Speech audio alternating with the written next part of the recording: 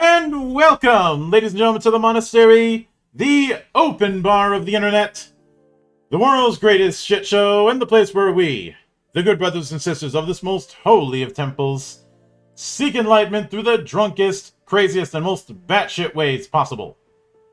I am your one and only gaming monk, better known as Mildra, and with me I have one of our good brothers here. The mecha pilot with the biggest pompadour in the temple, good brother Jay. I did my drinking last night, thank you. But happy to be here. Yeah, thank you for coming on and for indulging in this unorthodox experiment. So this will be the third time I've done this thing. I did this once with Jeremy Jack.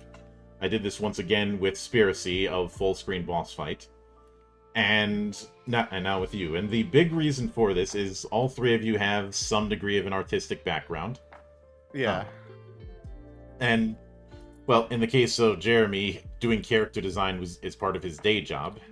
Like with the stuff with Planetbound, he did all of that art himself, along with all of the design. That was him and Travis. But the idea came to me because and I mentioned this when I was talking with Spiracy. I had come across some streams that were breaking down the issues of Concord's character design from a purely character design perspective. And I know that. I've seen those videos too. Yeah. For me, I will always find that more interesting than just throwing a buzzword at it and saying that's it. Because if you just say oh it sucks because da da da da, what can anyone really learn from that? Yeah. Like, I feel like when going over some critique, you should have some sort of insight about what to do or what not to do, or at the very least some takeaway in that regard. And I think with a lot of folk who were looking at it from that perspective, they were just looking at it with buzzwords. Well, those buzzwords are, to me, little more than junk food. Yeah, something to just label and dismiss. Empty calories.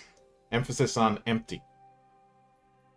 And because of the fact that we're inching very close to the 1.0 release, I wanted to use the art that I've had commissioned for the FF Legend project as something of a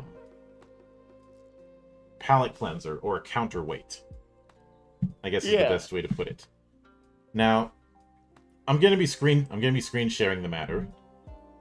What you should have in front of you, Jay, is a drive folder that I had set up that has the art of each of the races, and classes, and jobs, along with a couple other art pieces that I forgot to put in the folder, so I just sent them to you the old-fashioned way.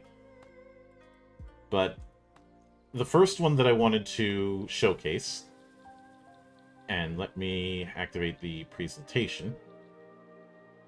Oh, I think I've got it. Oh, okay. Yeah, are we going in the numbers?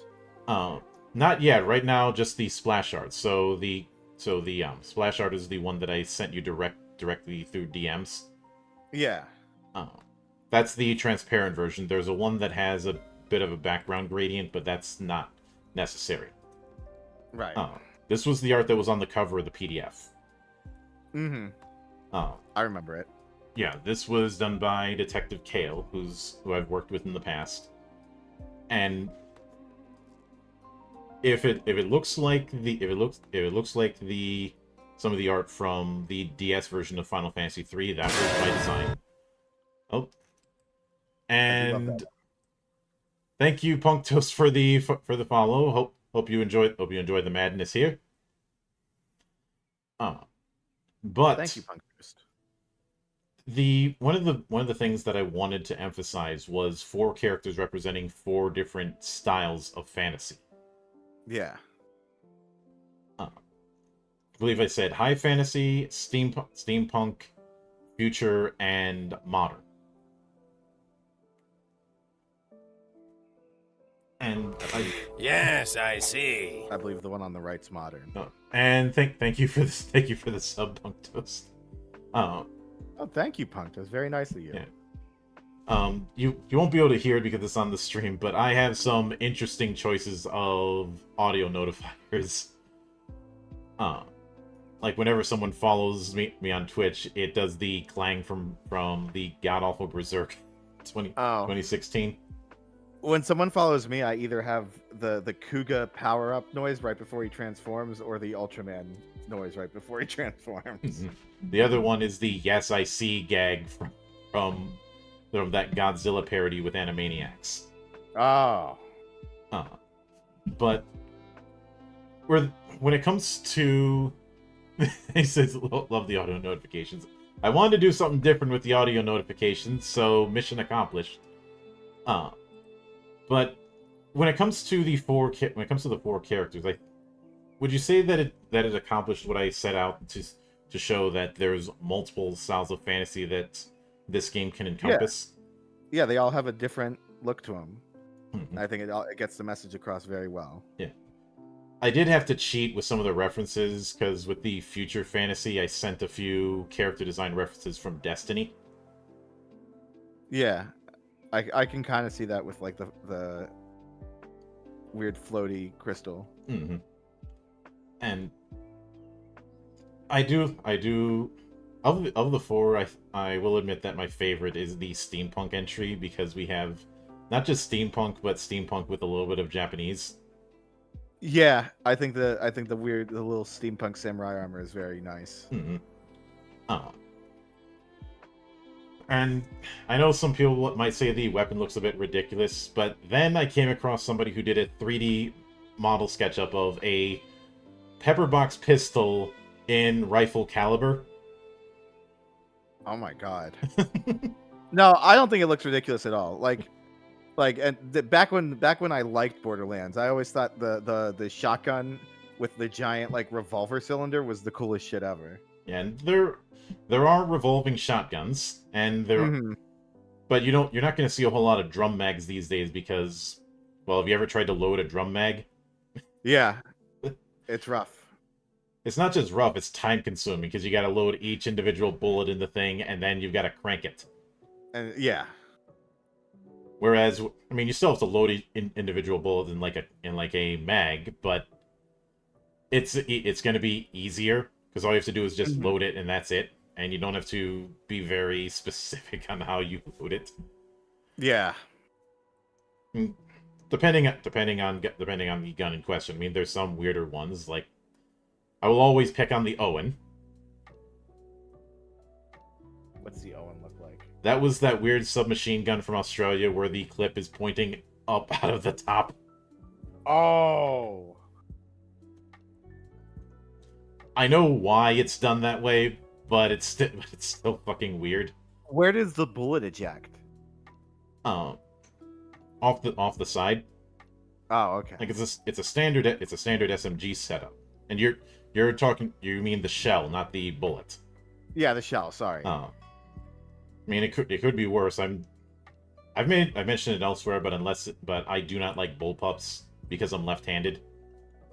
Yeah, that would be a problem as a lefty myself. I mean, technically, yes, there are left-handed bullpups, but you got to move a bunch of stuff around, so you're not gonna find them as easily.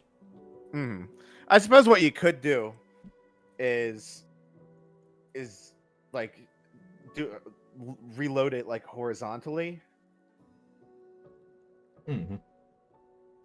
Yeah, but then we get into the art file, and I did number these.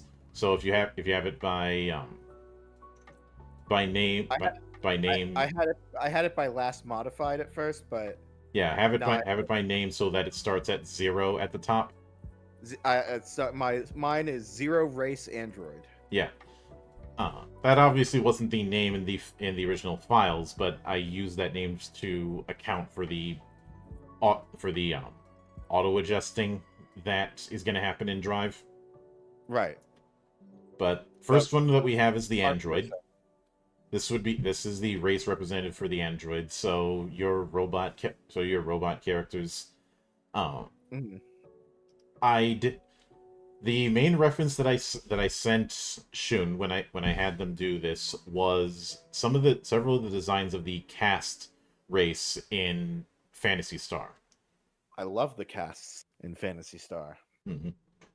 Particularly the more humanoid-looking ones, not say the mascot Hugh cast design from PSO. Yeah.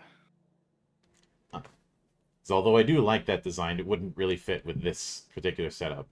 There was an earlier draft that had them looking more like the Yorha androids, but I decided we're not going to use that one because it'd be a bit of a distraction. Uh-huh. Because I felt that the android representative should still look mechanical.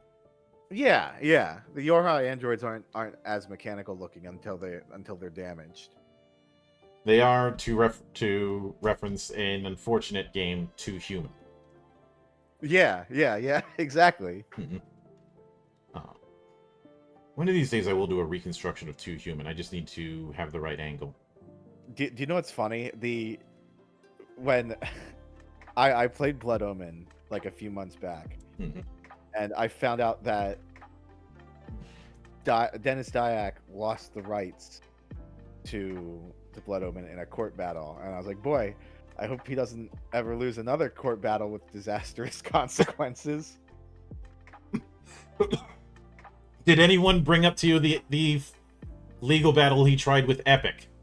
Yes. Well, no, I know about the legal battle with Epic. That's what I was referring to.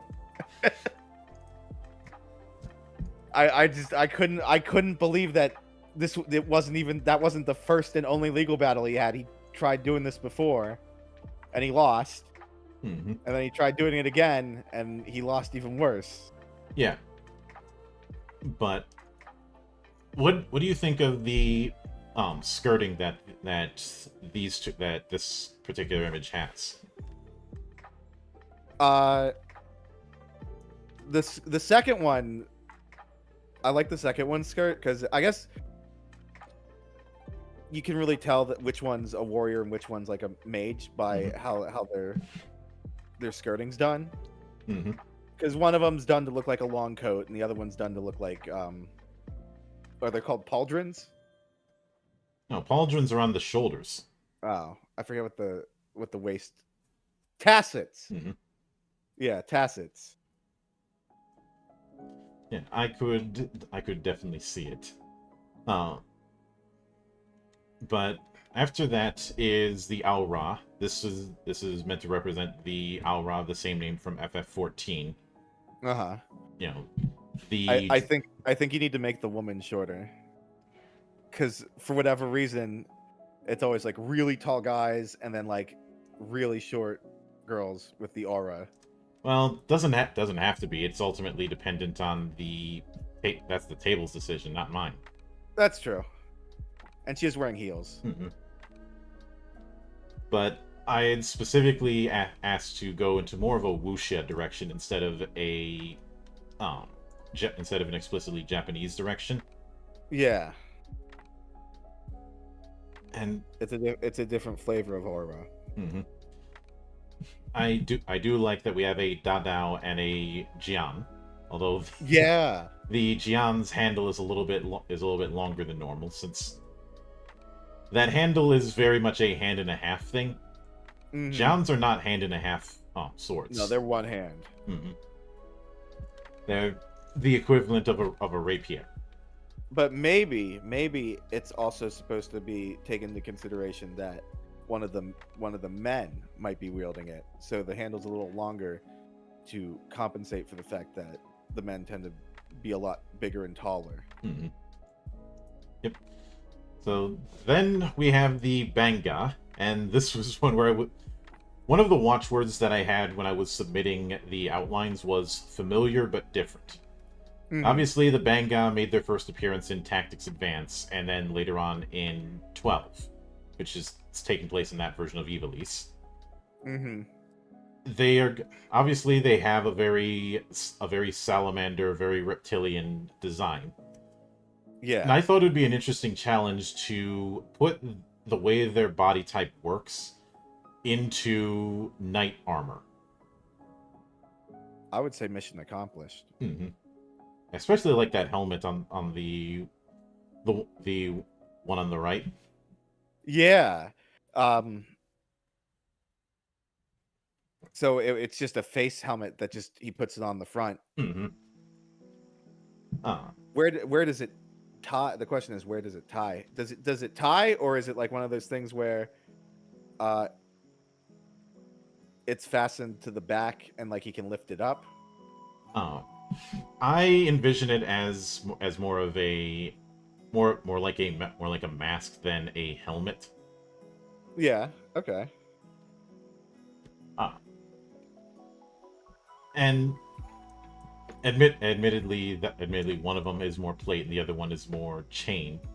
Mm-hmm.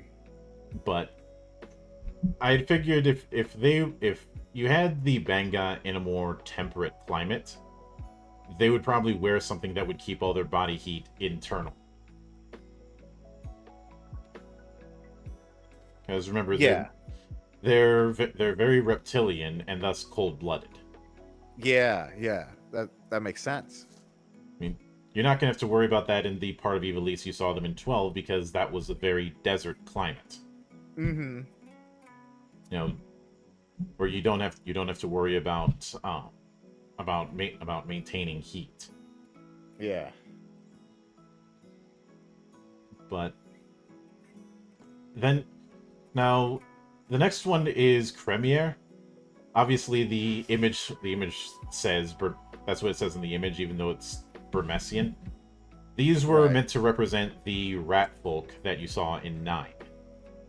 I love them. I love those guys in 9. And the point of reference I sent was a lot of Renaissance French outfits, especially musketeer outfits. I think the tri-corner hats having little slots for their ears is really cute and clever. Mm-hmm. And it really helped that FF9 had an official art book, so I could send images from that to make the job easier. Yeah. Since we're not dealing with say a different kind of head and a tail, but mostly humanoid appearance. No, they are bipedal rats. Yeah. With talons from the looks of it. Mm-hmm. So maintaining that was definitely going to be key. But the next one, the dwarves, this was one where I was very explicit. I do not want Tolkien or standard D&D style fantasy dwarves. Mm-hmm. You want something a little different.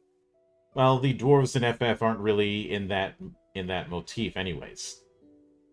Right. The reference I sent was trench uniforms, like World War I trench uniforms.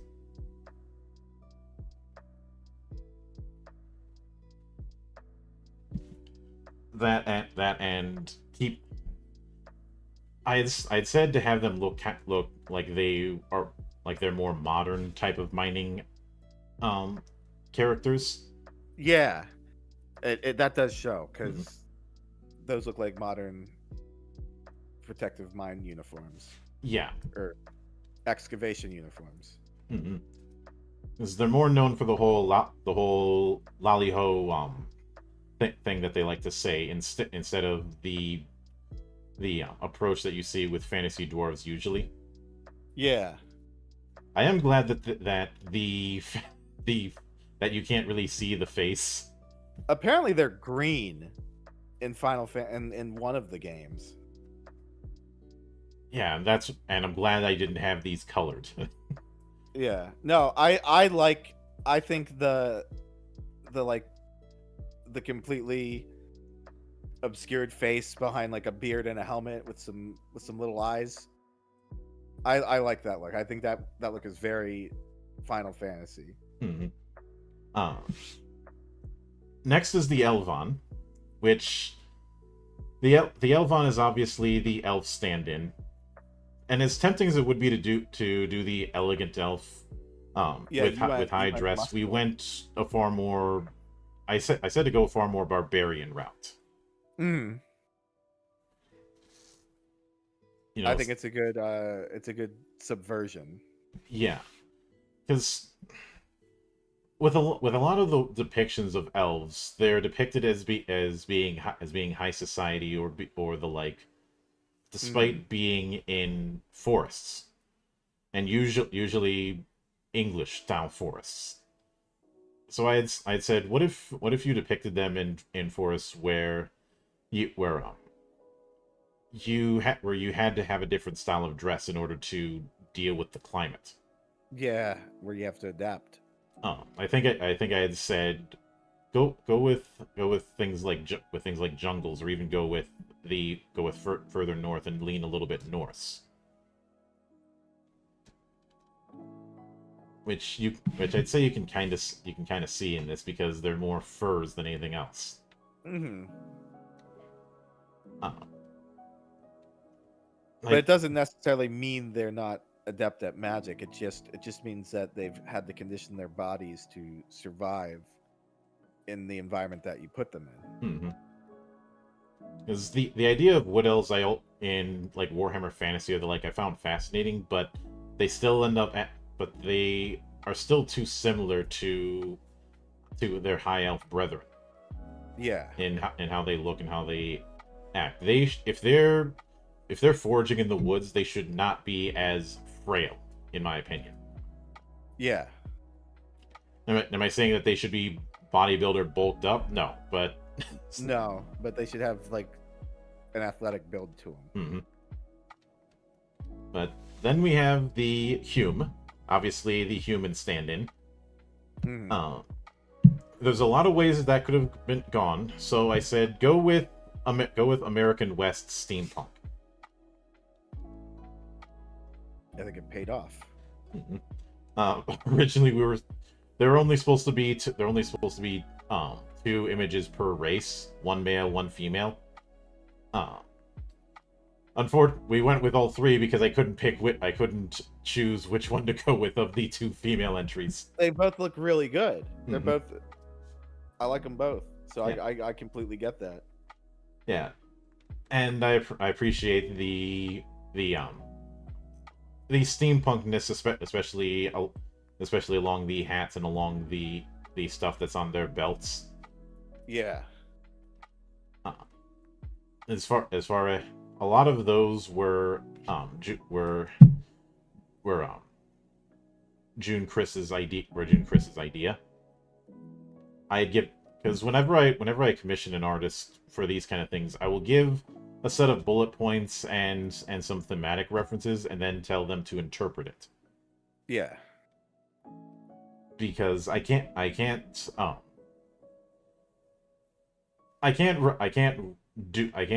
dictate someone else's style. They already know what their style is. I'm just putting it through that lens.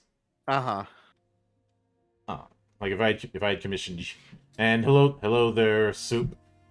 If I had commissioned you for a piece of art, I would have done something similar. Yeah. You know? I would give a few references, talk a bit about the leanings or influences, and then that's it. Although, for whatever reason, whenever I commission an artist, I always end up having to explain certain melee weapons. Like one project had one of my characters wielding an estoc, and I had to go into detail about what an estoc is. Oh. It's a fencing spear, or fencing sword. Two-handed one, but yeah. Yeah.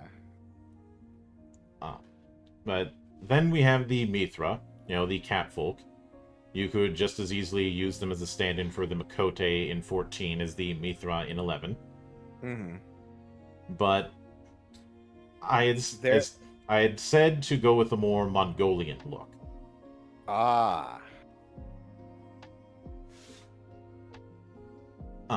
And yes, I did provide a few tracks from The Who to help that along.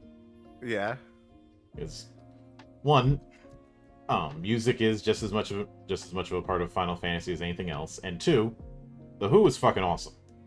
I love folk metal, no matter what form it's in. I know which one you're talking about. I just can't remember how they're spelled. HU. Okay, yeah. Yeah, I know which ones you're talking about. And I enjoy the low tone when it comes to Mongolian throat singing. Mm-hmm. But then we had the Moogles. Of course we had to have Moogles as playable, but we are men, not animals. Yeah. And I love these Moogles are so cute. There was an internal discussion about whether or not to go with the more bat-like Moogles, like say Mont Blanc in Tactics Advance, or go with the mole-like design like Mog. So we said, fuck it, let's do them both. Yeah, I think there's nothing wrong with that. Hold on, let me grab some water. No worries. Now, as far as going with the mailman aesthetic, which I did send as a reference a few paintings of postal workers from like the 50s. I don't know where I got the idea to go in that to suggest that as the direction, but I'm glad I did. Mm-hmm. I think it was I wanted the Moogles to have some sort of unique look in the book. And Soul's asking, do you play D&D? Or sorry, not Soup, Soul. I have had a falling out with Wizards of the Coast for several years, and I try and minimize playing Dungeons and Dragons. There are various reasons as to why. It is a long story. There are some people at that company that do not like me.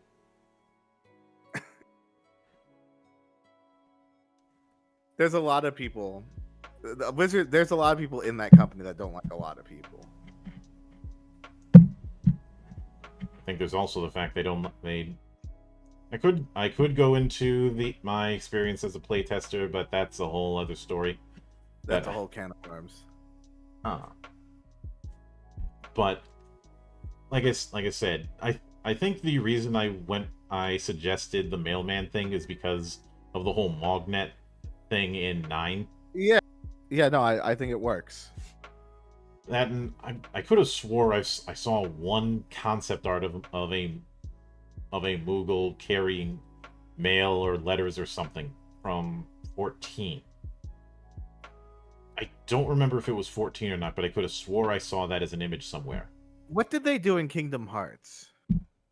Mostly shop. It was mostly the shop as well as save points, but especially getting items. Mm-hmm. And in fact, in Traverse Town they have their own shop. I remember that one. Mm-hmm. And well, when Kingdom Hearts will get its moment in the sun in my system, but that's not going to be for a while. And yeah, thank you for the follow, Soup Skeleton. Hope you enjoy the madness that happens around here. But thank you, Soup. Mm-hmm. But next we have the Rogadin. This is obviously meant to be akin to the Rogadin from 14, but it could fill the same role as the Galka in 11, the giant race. Coming up with an outline for this was tricky because the names of the sub-races for the Rogadin in 14 are nods to fire and ice giants, so you'd think, okay, do something Norse. I already had a Norse outline with some other aspects, so I didn't want to double or triple dip into that. But then I think I was watching an episode of Vikings, which is a damn good show, by the way. And I had recently finished the first season of Vinland Saga. Yeah. And I ended up thinking, wait, before Vikings did the whole raiding and pillaging thing, they were adept sailors. Mm-hmm.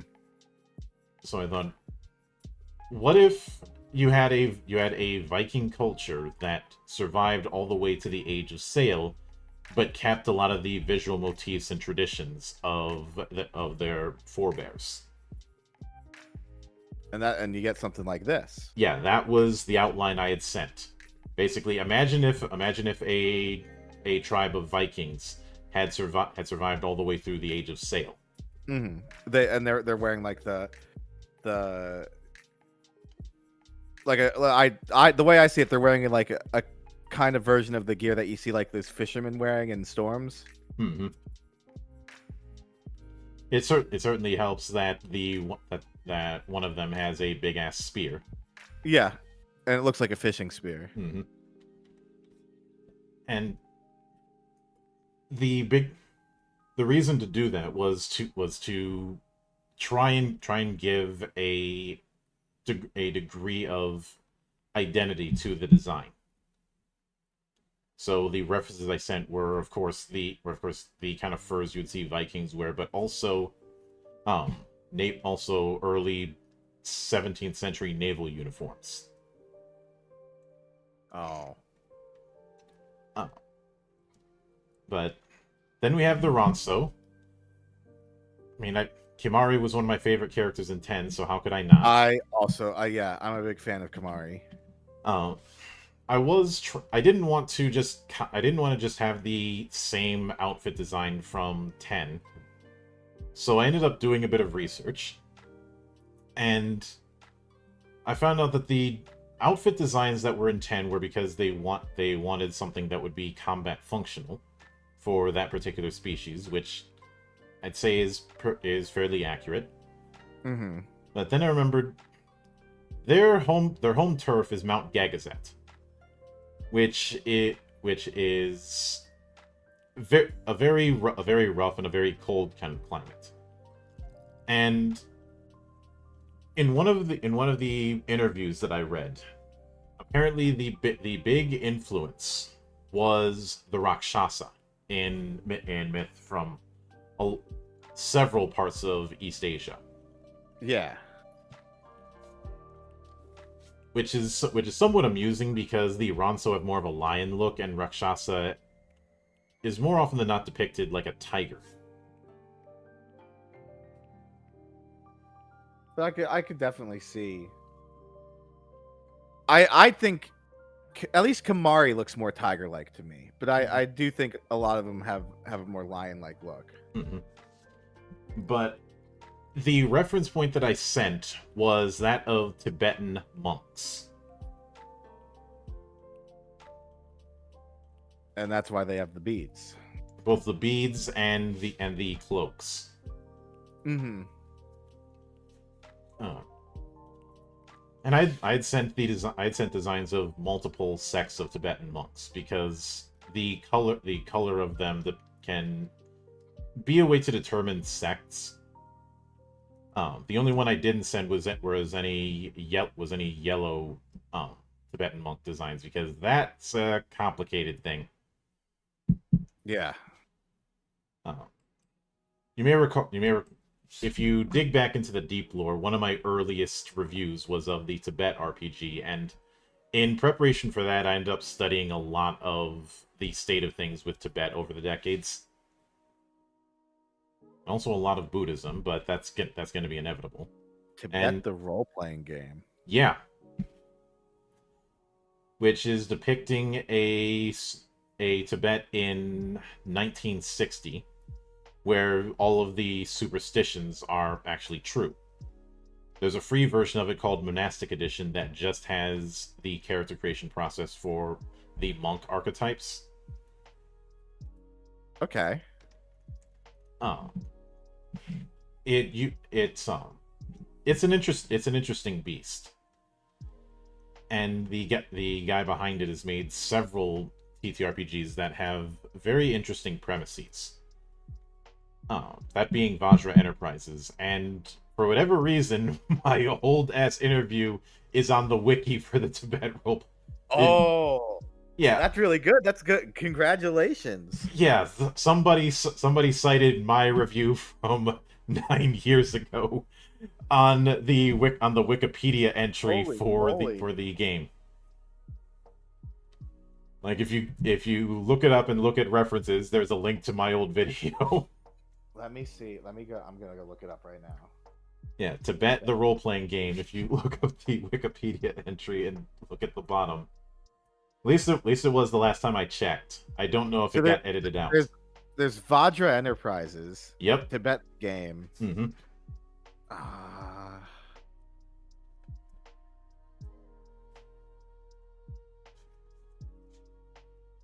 I'm not seeing it right now.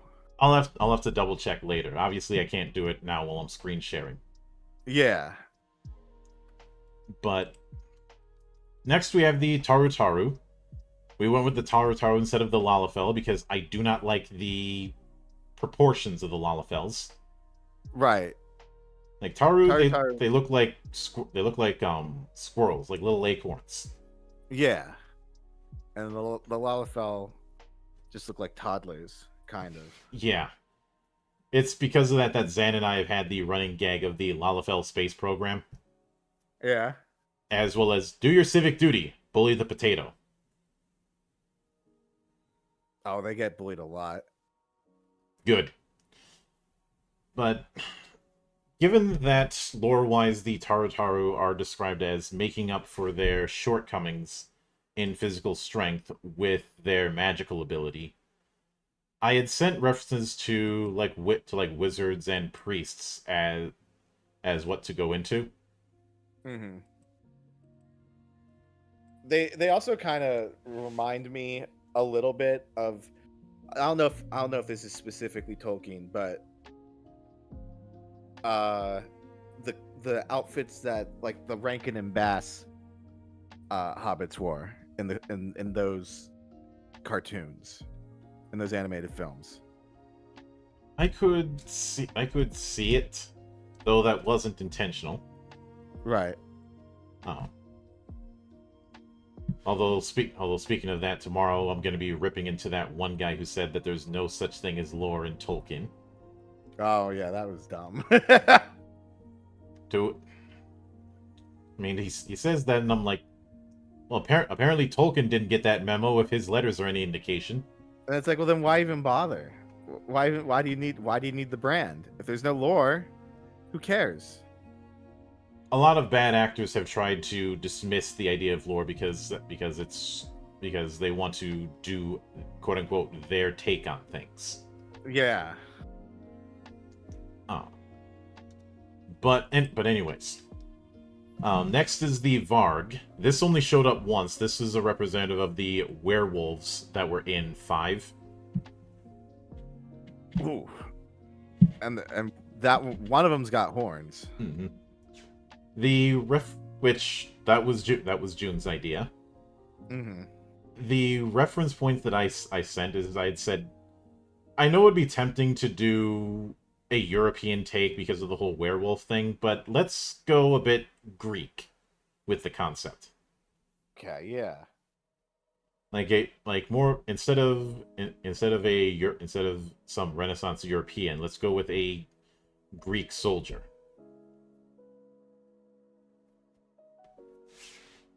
Which I suppose one of the obvious parts is the skirt and the musculata. Mm-hmm. I'm trying to find the werewolf character from Castlevania Judgment. Cornell, that was his name. Mm-hmm. Like when I think of like werewolves in like wolfmen in armor, I always think of Cornell. But it's a different type of armor compared to how these guys look way more, I guess, civilized is the word. Cornell kind of looks like a skeleton knight. Mm-hmm. Wolf. Then again, the art direction with Castlevania Judgment was a mixed bag. I'm not sure if Obata was the right guy for the job. Nah, I know, I see what you mean. Yeah. I don't have the same level of hatred for Judgment that a lot of people do, because at the end of the day, it's a party game, and there were some people who were trying to compare it to Street Fighter, and I'm like, fuck you No. people on. This has more in not common that with kind of Power Stone than it does Street Fighter. Now, when it comes to the whole motion control issues with that game, that I will not defend. No, that's a different story. But the idea of Castlevania as a fighter, I think, has more potential than some people are willing to admit. Well, yeah, you've got so many different Belmonts, so many different bad guys. We experimented with the idea, and one of the tricky parts was how do you make 3 different versions of Belmont unique from each other? Uh-huh. You know, you don't want to run into the Ryu and Ken problem. Or even worse, the too many ninjas problem that happened with early Mortal Kombat. Oh yeah. You know, with all of the damn palette swaps. Uh-huh. But then we have the Viera, and with the Viera, I did specifically state I wanted to have a very Fertile Crescent approach. Yeah. Obviously, with the female Viera, that was easy because there was no shortage of options. With the male version, I do appreciate that it looks not that far removed from Prince of Persia. Yeah. It looks cool. And I specifically mean like early Prince of Persia, not maybe the original Sands of Time at most. Yeah. Well, early Prince of Persia was just a guy in his pajamas. Mm-hmm. And painful ass platforming if you played the original. Yeah. Which games like that are the reason why I have a punching bag in my office. That and my experience with I Want to Be the Guy. Oh my god, I'm sorry. Yeah, that game was rough. Also, I want to save the kids. I kind of liked. Yeah, also Kaizo Mario. Oh, I never bothered with Kaizo. And the Plutonia Experiment. I have played a little bit of the Plutonia Experiment. I don't know what they were thinking when they made that one. I know exactly what they were thinking. The fuck you is what they were thinking. It was made by the Casali brothers one of them ended up working on Half-Life. The other one did level design for years at Ubisoft.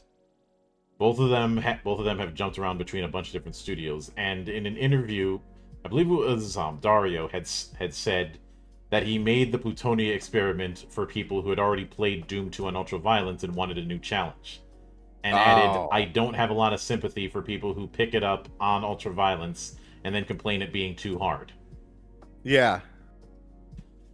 Because as bullshit as it gets, its bullshit comes from understanding how the game works.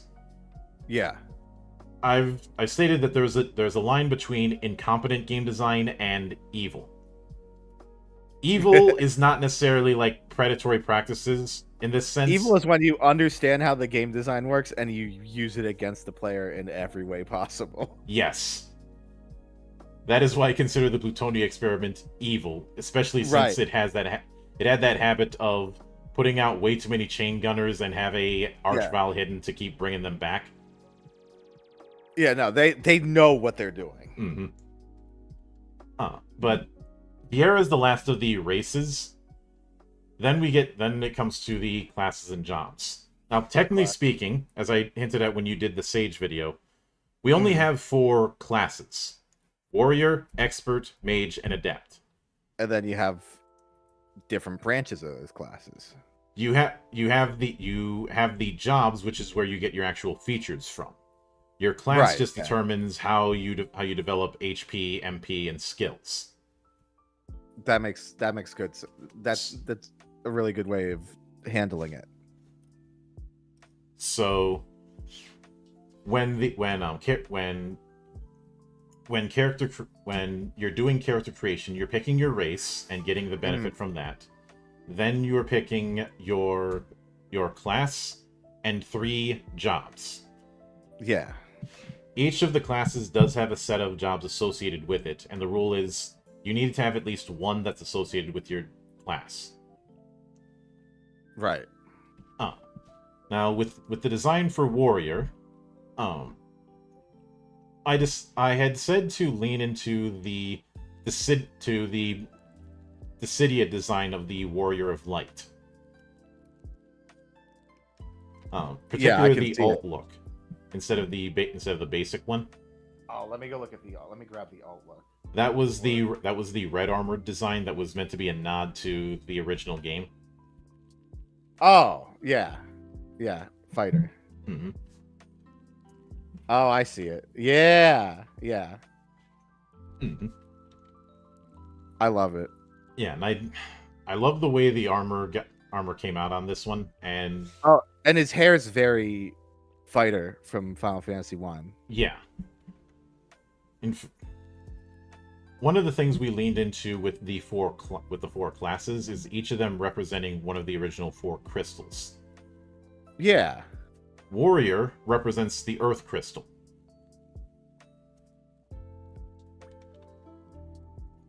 Because he's strong and sturdy like the Earth. Yeah, but the thing is, the Warrior associated jobs don't have to be the typical MMO tank. What would be a Warrior job is just anything that is primarily tied into physical combat. Yeah. The first of the Warrior jobs is the Berserker, which is the next image on the list. I think did I say this is my favorite design? Because I like that he's wearing a behemoth pelt.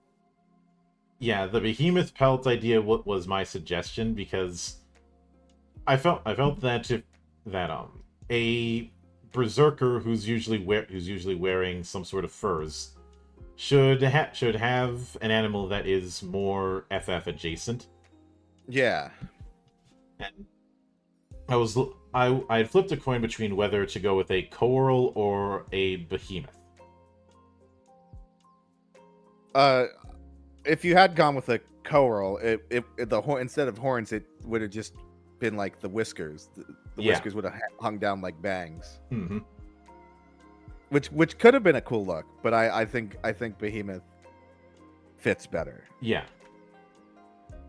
But after that is the Dervish, which there is no Dervish job in any of the video games, but I wanted a speed-based sister to the Berserker. Right. I think like a Coeurl costume would have worked for the Dervish. I may revisit that down the line, but okay. Going with a Mid-Eastern sword dancer was what I suggested. Yeah. So I like the sword designs are really unique. Yeah, it's like a straightened kukri. Mm-hmm. And I wasn't particular as far as what sort of sword to go with, just have it dual wield. Yeah. Since the main difference between Berserker and Dervish, even though they both have a rage mode of some kind, is the Berserker hits hard, the Dervish hits more. A lot, yeah. I think it's the difference between, like, in 14 you've got your tanks, but then you've got the DPS guys, and the DPS guys, Dervish would be the DPS. Both Berserker and Dervish could be DPS depending on how you do it. Yeah. I didn't really build with that kind of golden triangle in mind. Or rather golden court. No, you built for flexibility. Yeah. Besides, the FF14 TTRPG is already doing that golden quartet. I didn't see a reason to. Oh yeah, you want to stand out. Mm-hmm. I have had some people say that I'm gonna have the lawyers banging down on me because I'm somehow competing. Except there have been competition's good. Except I think some people were thinking that Square is gonna be akin to Nintendo. Except, well, there was that Chrono Trigger incident where someone was trying to do was it like a Nintendo 64 version of Chrono Trigger? GameCube level graphics version of Chrono Trigger. Yeah. But when it comes to TTRPGs in Final Fantasy, they've been around in one form or another since the mid-90s. Oh, so it's probably something that would like fly under Square's radar, because they don't really. Yeah, like I'm trying to think of any time Square might have done something tabletop related, and nothing comes to mind. No, and if there was, they were only in Japan, and Yeah. Now that it's been officially showcased at Sage, imagine the PR nightmare that happened if Square decided to attack a project that was at Sage. Oh yeah, yeah. Because Sega's like the total opposite when it comes to that kind of stuff. When you compared to say, they were highlighting the showcase video. The official Sonic YouTube account was. Oh yeah, no, they love that shit. Mm-hmm. And why would they not? It's free PR. Yeah, they realized very early on that trying to stop this kind of stuff would be bad because there's just so much of it. So much of it, and also going after it sends the wrong message. Yeah. But there's been plenty of Pokemon TTRPGs, one of which I reviewed on this channel. Oh, and how did it go? And also several Zelda TTRPGs, and none of them have gotten any legal trouble. Okay, so then yeah, I guess when it comes to like Japanese video game companies that are notorious for that sort of behavior, if it's not an actual video game, it might just fly under their radar.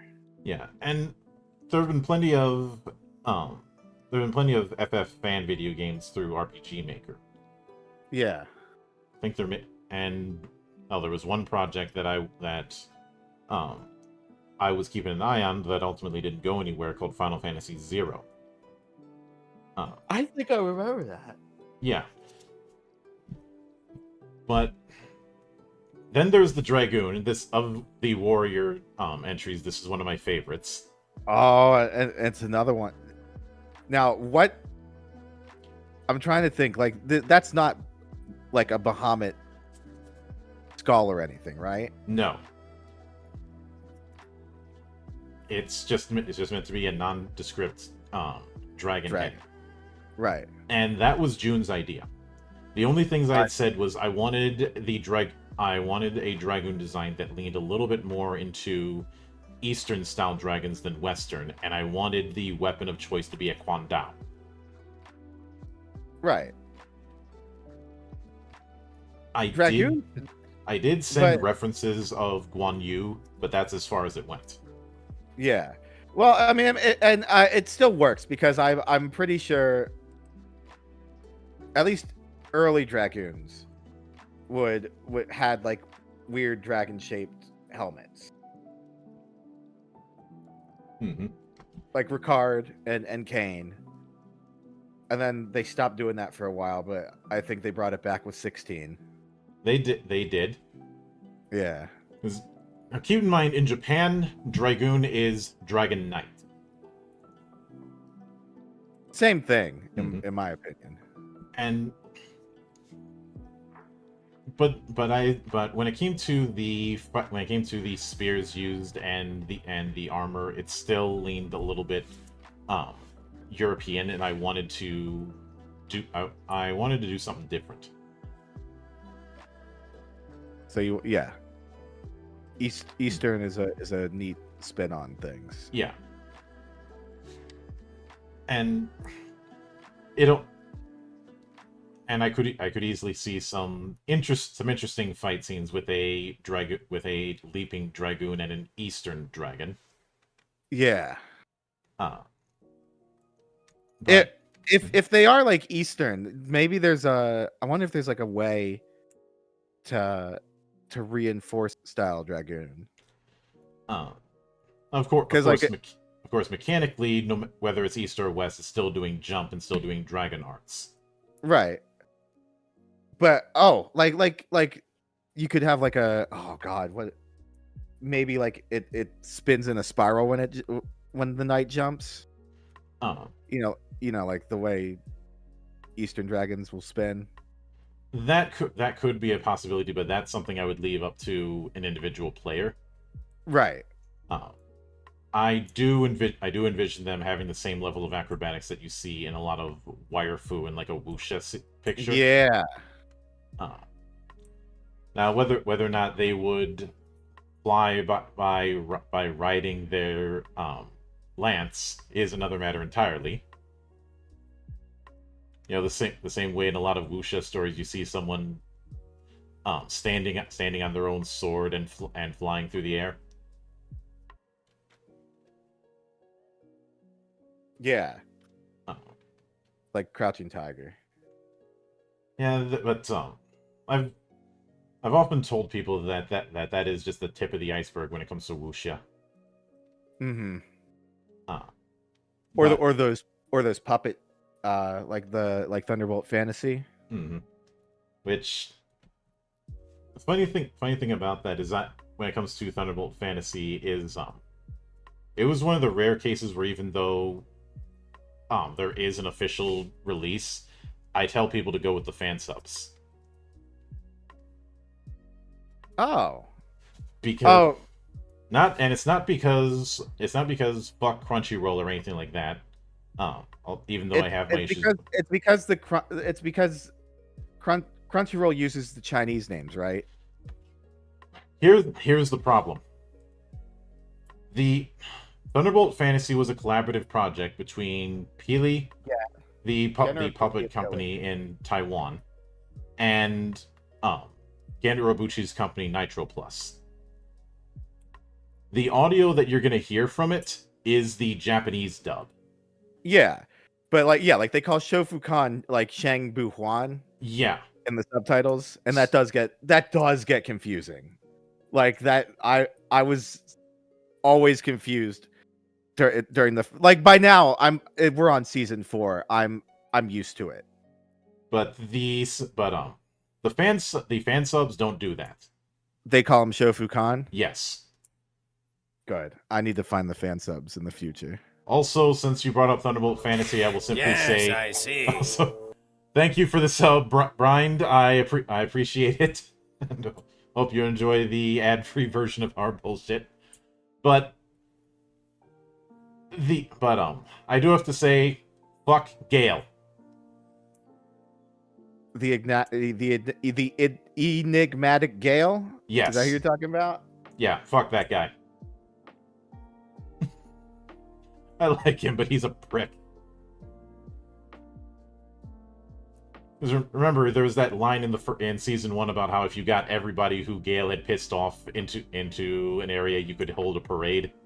You probably could. That guy's I love him, but yeah, no. I would not want to be involved in any of his bullshit. Mm-hmm. But the next one is the Fencer. Oh. So it should just say one warrior fencer in the... No, I lost the window that it was in, but there he is. But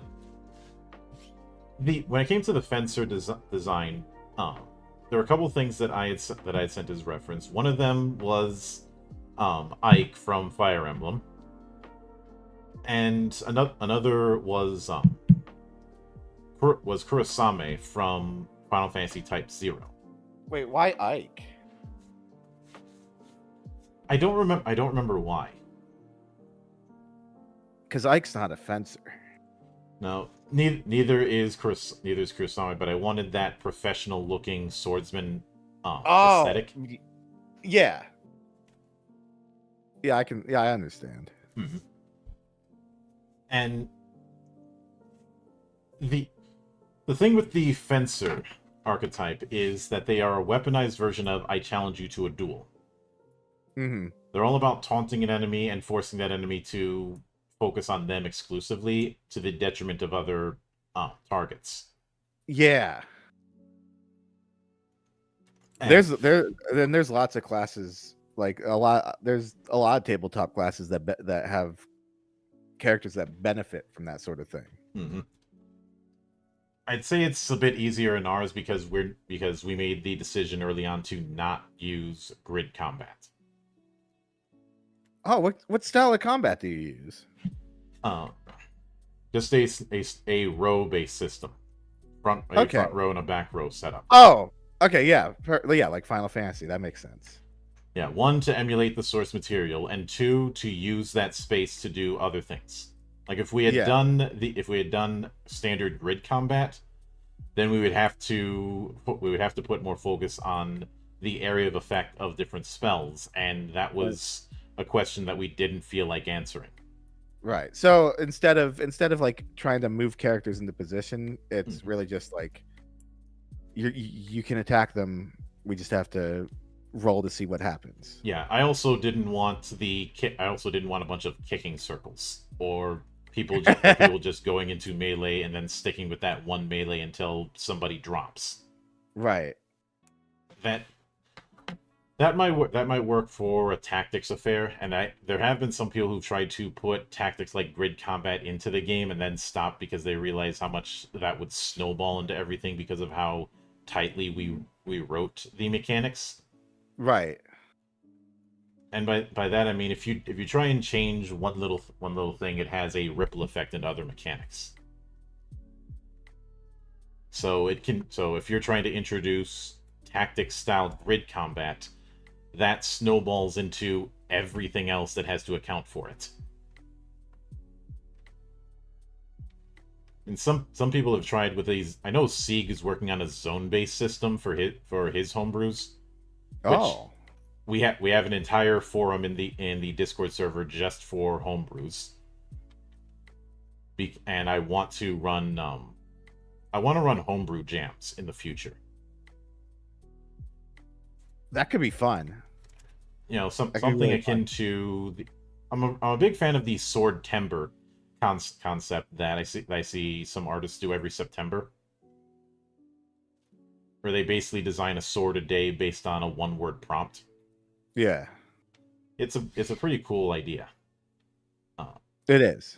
But then we get to one of my other favorite concepts, the fighter, where he just uses a bunch of weapons. Mm-hmm. Yeah, I gave you the background on this. We wanted a fighter that actually had a position, actually had some role that he was playing, and going with the walking arsenal was our approach. I've cited Furion as a reference. Yeah, he does do that. And when it came to the reference for the design here, I had one of the things I do remember sending was a concept design for the third-class soldier in FF7 Remake. Yeah, this is like what if Cloud had kept using guns. And yeah, of course there was going to be a bit of Cloud in there. I knew that was going to happen. And I did send some of the concept designs of Cloud that Amano had done. Yeah. But I had said I wanted the fighter to have a professional soldier kind of look. Just with it, and I had said give them a variety of melee and ranged weapons, which you can kind of see here. You've got two swords on the back. You've got a machine gun on one side. You've got a shotgun on the other.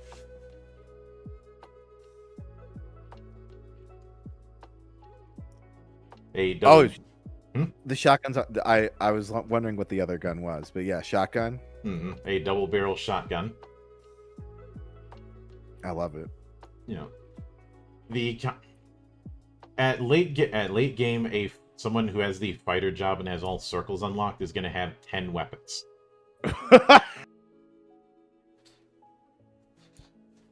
That's going to be absurd. And keep in mind, we don't have a set weapon list. We have that tag-based system. Yeah. So that's 10 custom weapons, or slotting them out with weapons they happen to find.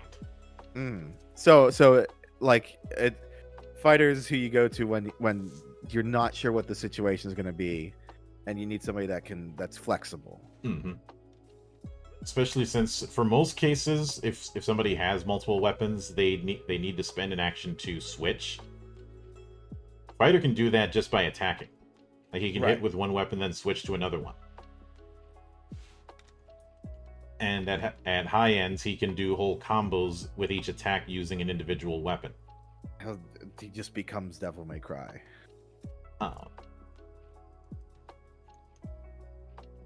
Maybe those high end true stylers who go through multiple weapons in one combo. Yeah. You know the ones, people like Miduki.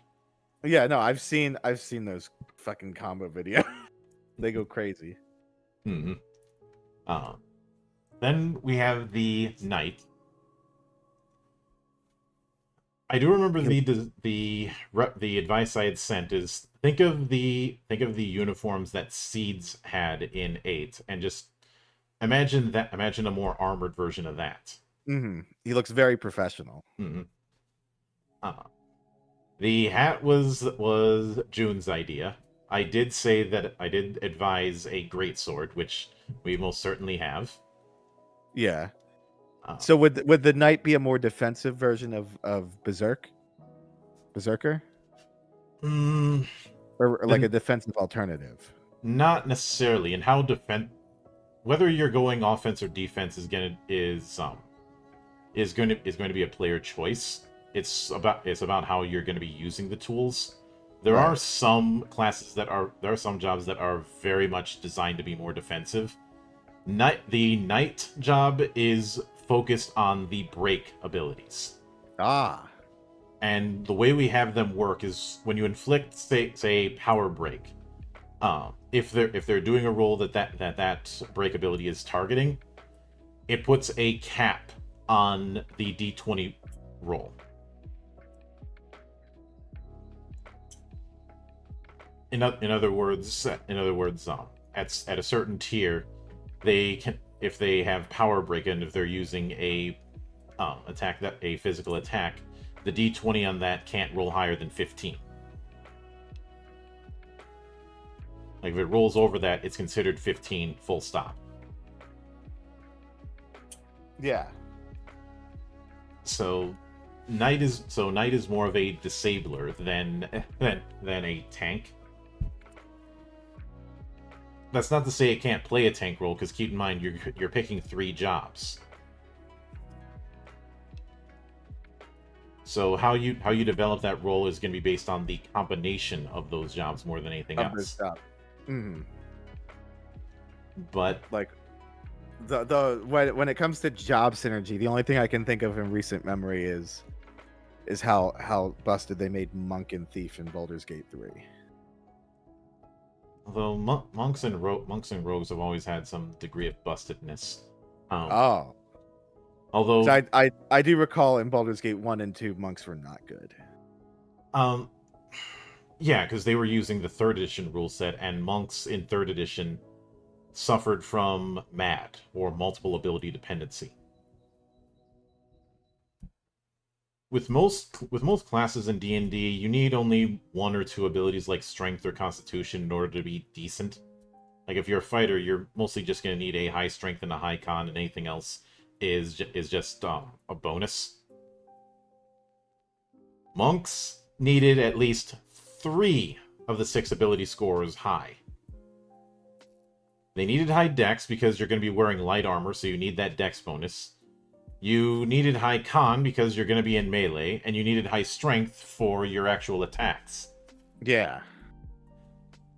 And expecting to get those 3 at a high amount on that 3d6 roll at character creation is a bit of an ask. Yeah, a great ask. And I should also note the rules that the Baldur's Gate 3 is not exactly using the same rule set as D&D 5e. I know. They took some liberties. Yeah. Which honestly, if I was in that position, I would have too. Mm-hmm. In fact, I probably would have taken more liberties. But speaking of which, then we have the Monk. Hell yeah. I know it would be tempting to go with unarmed when it came to the Monk, or go with nunchucks as a reference. No, there's nothing wrong with staff-based weapons. Yeah, I went with a Monk Spade. as the point of reference I sent. Yeah, that's all. Monk Spade is also a tried and true weapon of choice. Hmm. It's usually staff, but Monk Spade is a good alternative. And I do recall saying that I wanted the monk design to be someone who looks like they've been roughing it for most of their life.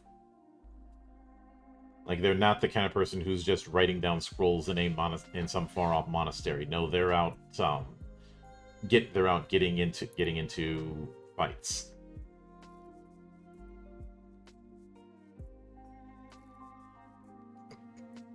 They're out getting into fights.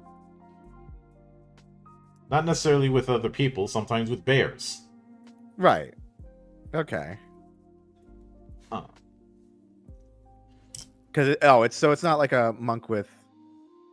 It's a monk that's testing himself. Yes. And I may have a bit of bias because one of my old characters was a monk who could grapple just about everything, and that included bears. I like that idea of someone who's not like so much a pacifist, so much as he prefers meaningful combat to like learn. Mm-hmm. I know some might compare that concept to Goku, but it's not that kind of battle freak. It was more, Right. It was more of wanting to constantly improve himself and putting himself in challenges. Well, I mean that is Goku, but Goku's much more of a nut job about it. Mm-hmm. Whereas like a monk is disciplined about it. And that's why like Ryu. Yeah. Ryu. And well, some of Ryu's designs have looked a little bit like a Buddhist monk more than wearing the gi in recent years. Yeah. But after that is samurai. A lot of as tempting as it would have been to do samurai in full armor, I decided against it when I sent the outline because a lot of these samurai designs, especially in like 14, look more like Ronin. So I said, let's lean into that direction, but also not necessarily have the katana as the main weapon. Instead, go with a yari, i.e. the spear. Yeah. I could have gone with a bow as well, but again, I flipped a coin. Coin came up heads. Mm-hmm. And plus warrior class, right? Yeah. Expert. The thing is, even though each of them have these kind of weapons, because of the whole custom weapon thing, if you want to do a samurai that's using a bow, you could do that. Mm-hmm. If you wanted to do a monk that uses pistols, you could do that. Yeah, but for the sake of warrior, like for the sake of being like a warrior class, you probably wanted to focus on the melee weapons. I wanted to focus on physical combat. Physical combat, yeah. So weapon combat as a whole, but when it comes, I did still suggest putting in a katana and wakizashi on the outfit. Just as a fallback. Yeah.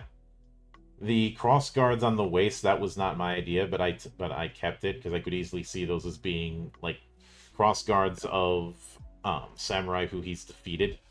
Battle trophies, yeah. Mm-hmm. I am glad that there was a bit of a wave design with the kimono. If this was colored, I'd imagine it would be very flashy. Mm-hmm. And I know some might say, wouldn't that kind of flashiness draw attention? Yes.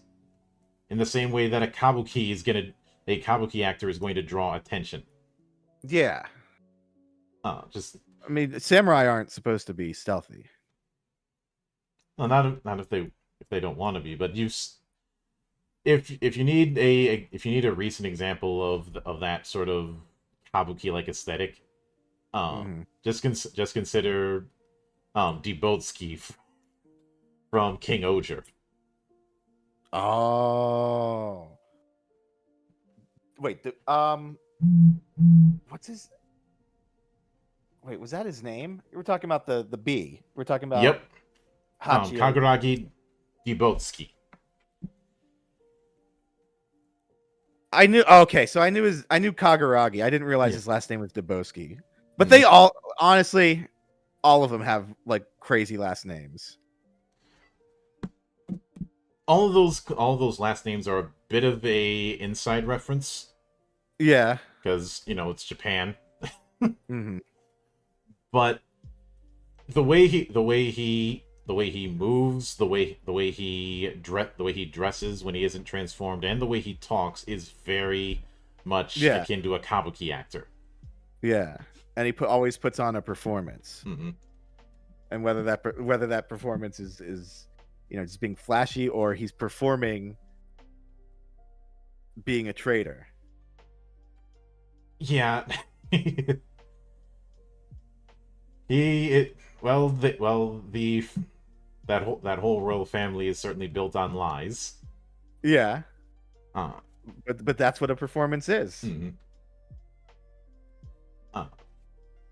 But when it comes to the next one, the Sentinel, this was one I of course did have to lean a bit Norse in when I sent the outline, and also sent references to shield maidens. Right. Sentinel is one of a handful of jobs that is very much built around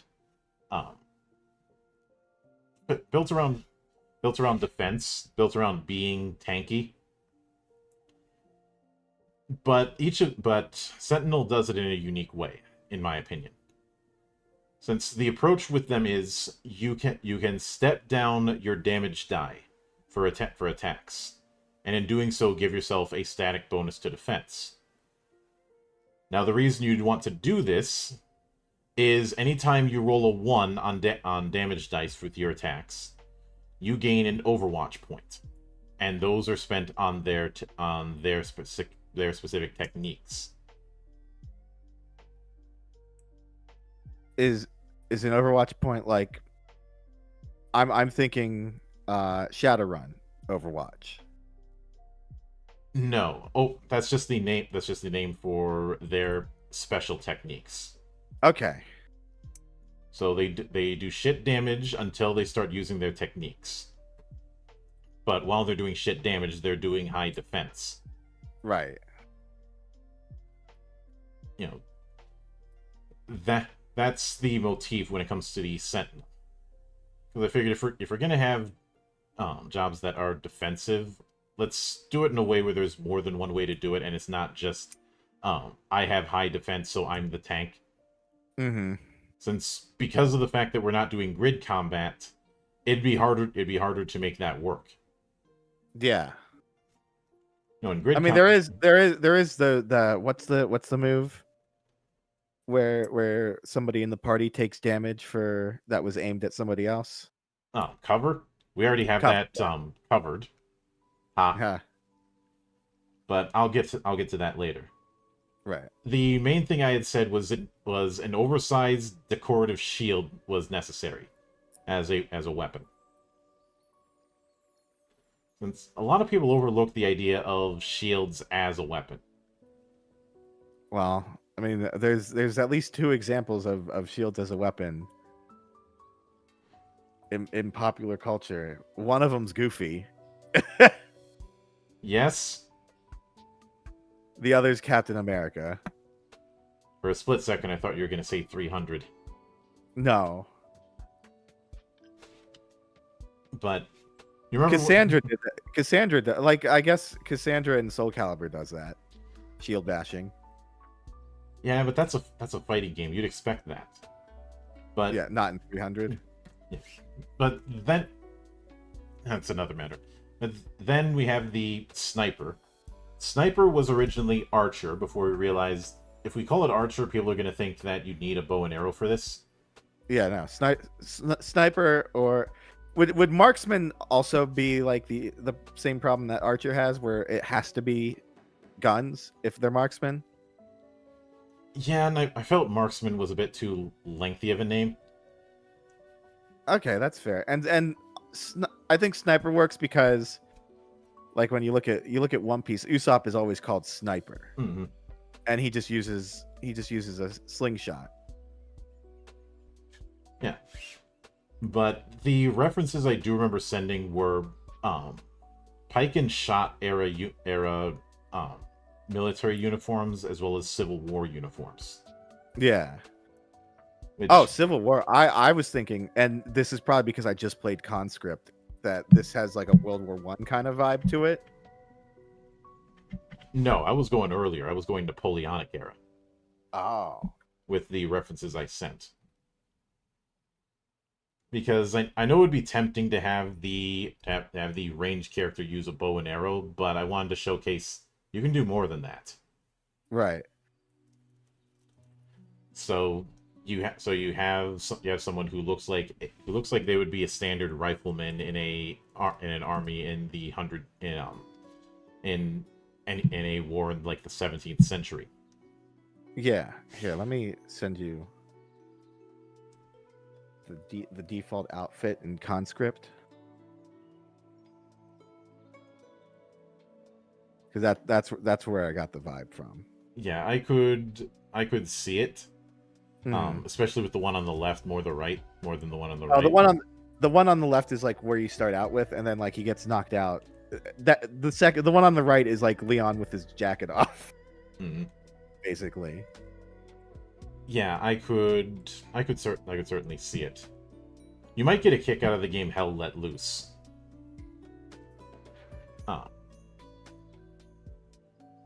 I've seen the game. Conscript was just like it was a survival horror game, and the monsters were just World War One soldiers. Although given Conscript style 1 game to keep an eye that I would suggest looking into for a future spooky game stream would be Darkwood. Darkwood.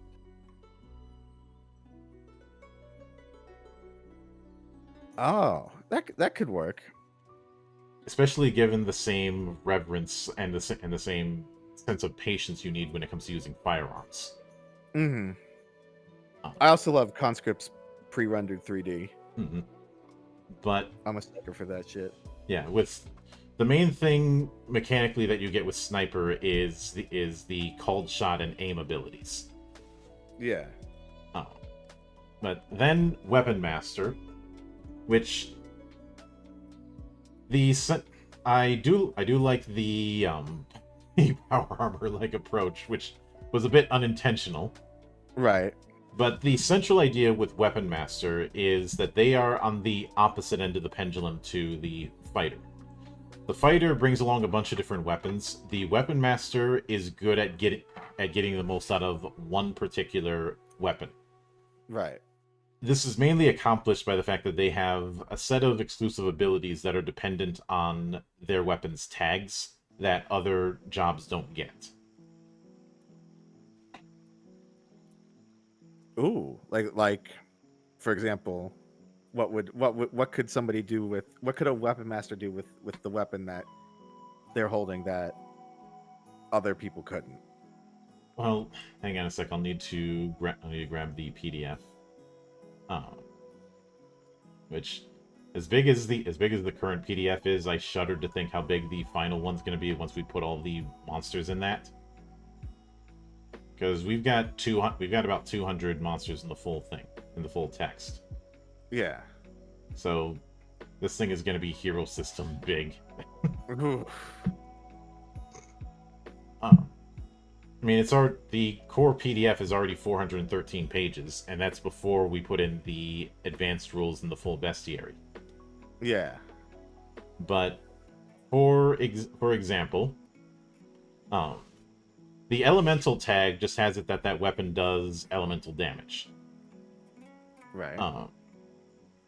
A weapon master who's using elemental has it that if the target has damage reduction of that chosen element, then your attacks gain damage spiking. Ooh. Damage spiking cancels out damage reduction. That's cool. Damage reduction, it doesn't modify the total amount of damage. It turns that number of damage dice to ones. Right. Whereas if you're hitting a target with damage vulnerability, let's say they have damage vulnerability 1 to the type of damage you're doing, then one of your damage die is maxed. Oh shit. So it's a weakness exposing sort of class. That's if the weapon has elemental. If it has something like Magnum, then you get it then your attacks gain damage spiking 3 instead of 2. Or normally if you have Swarm, you can do, whenever you miss with an attack, you can do half damage. But in this particular case, if a weapon master uses Swarm, they can still do full damage, but for the purpose of triggering effects, it still counts as a miss. Or for example, normally the piercing tag steps down your damage die by 1 step. A weapon master who's got piercing doesn't. Oh.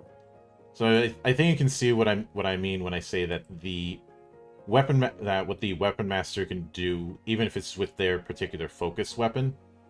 Yeah. They just can do more with that than other people. Right. And that's before considering whether or not they're using a magic weapon or not, which is a whole other kettle of fish. Yeah. But with the design here, I'd said go with a weapon that looks like it would be more complicated. It does look complicated. Mm-hmm. But then... And the armor, I like the...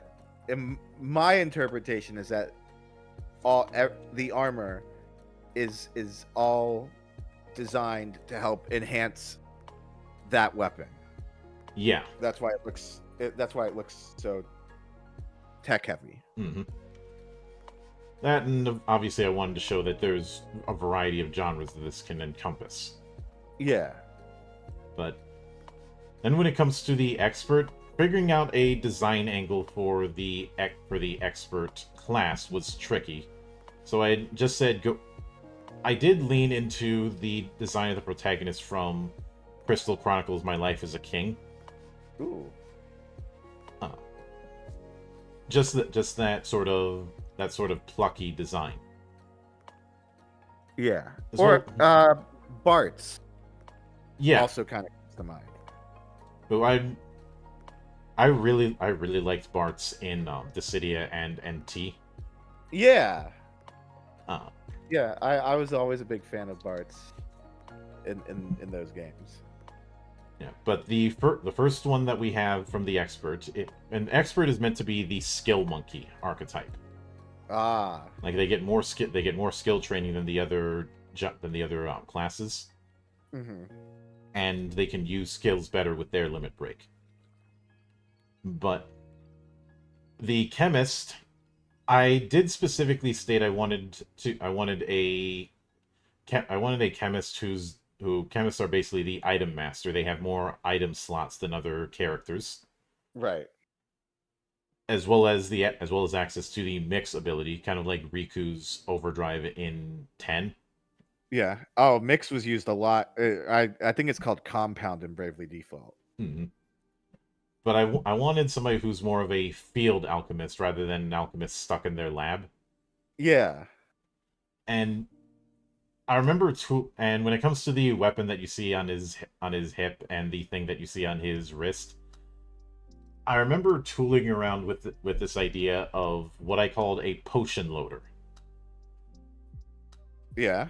Essentially something that was firing the contents of potions as its ammunition instead of, bullets. I like that idea. Have you seen Kamen Rider Gotcha at all? Yeah. Yeah. I've gone through The thing that Rin uses before she becomes a Kamen Rider on her wrist kind of gives me the same vibe. Now, you made this before Gotcha came out, so that's entirely coincidental. Yeah. It's for the same but it serves the same purpose. Pretty much. Because the central idea with consumables is everybody has a set number of slots. You don't use them up until the consumable isn't technically consumed until the end of the adventure. The chemist just has more slots than everybody else. Everybody has a set amount of slots of the 4 tiers based on their level. Chemist just has a bunch of free tiers, a bunch of free slots. So, like I said, they're the item master. They can bring in more consumables, as well as use multiple consumables in the same action. That's the big thing with mix. Because Lord knows I wasn't going to write a whole formula for each potential mix combination. Oh. You know, like Riku's has that in 10. I had a whole poster of all the potential combinations of mix. Oh, jeez. That was part of the strategy guide for 10 that I got. Wait, it came with a whole poster? Yes. One side of the poster had the whole sphere grid. The other side had all of the mix combinations. That's so funny. Oh. But the next one, Covert Ops. Covert Ops was the job was heavily inspired by the Turks. As we further developed it, it became a kind of spy fiction like job where their whole thing is being around but not being noticed. Yeah. And one of their features is called Gray Man, where as long as they're not doing anything aggressive, they can't be targeted. Oh. You know, it's not that they're using some sort of thermoptic invisibility. They're not Major Kusanagi. They're just being they're blending into the background. Yeah. They may be right in front of your face, but you do not notice them. Yeah. And that's a tricky thing to design. So I had said go with a suit design. I'd sent some fantasy looking suits so that it wasn't just the standard suit and tie. Yeah. And this was the approach, although I've had some people say it looks like Sasuke in a suit. I think it's because of the hair. Well, I mean, listen, Noctis also kind of looks like Sasuke in a suit. If you really think about it. I'd still like that suit though, especially the King's outfit at the end. Yeah. Yeah, no, they had great suits. Mm-hmm. And I do like the folding thing here instead of doing a tie and vest.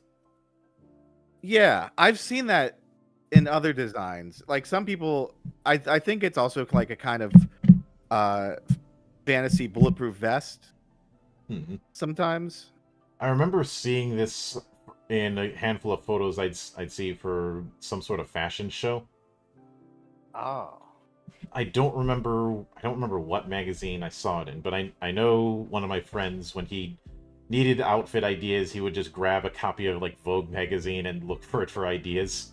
That's honestly that's a good way to do things. I mean, that's Araki's entire fucking career is looking through Vogue magazine and finding what works. Then again, Araki is a vampire, so who knows? He is. He's an immortal vampire that knows that knows the ripple.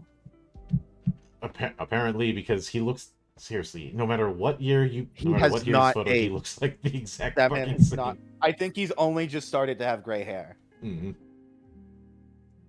Though then again, if I had to draw with that level of detail when it came to body horror, like say for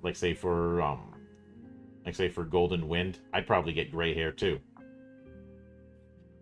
Yeah. Now I'm trying to find Araki 2024. Yeah, he's just getting gray hair. Mm-hmm. But then we have the Dynamo. Ooh, originally, Dynamo was going to be Gunner, but we changed it for the same reason we changed Archer to Sniper. Because she doesn't just have a gun. Yeah. The approach that we took with Dynamo was to be a flashy combatant. Someone who builds up a momentum mechanic by attacking and not getting hit.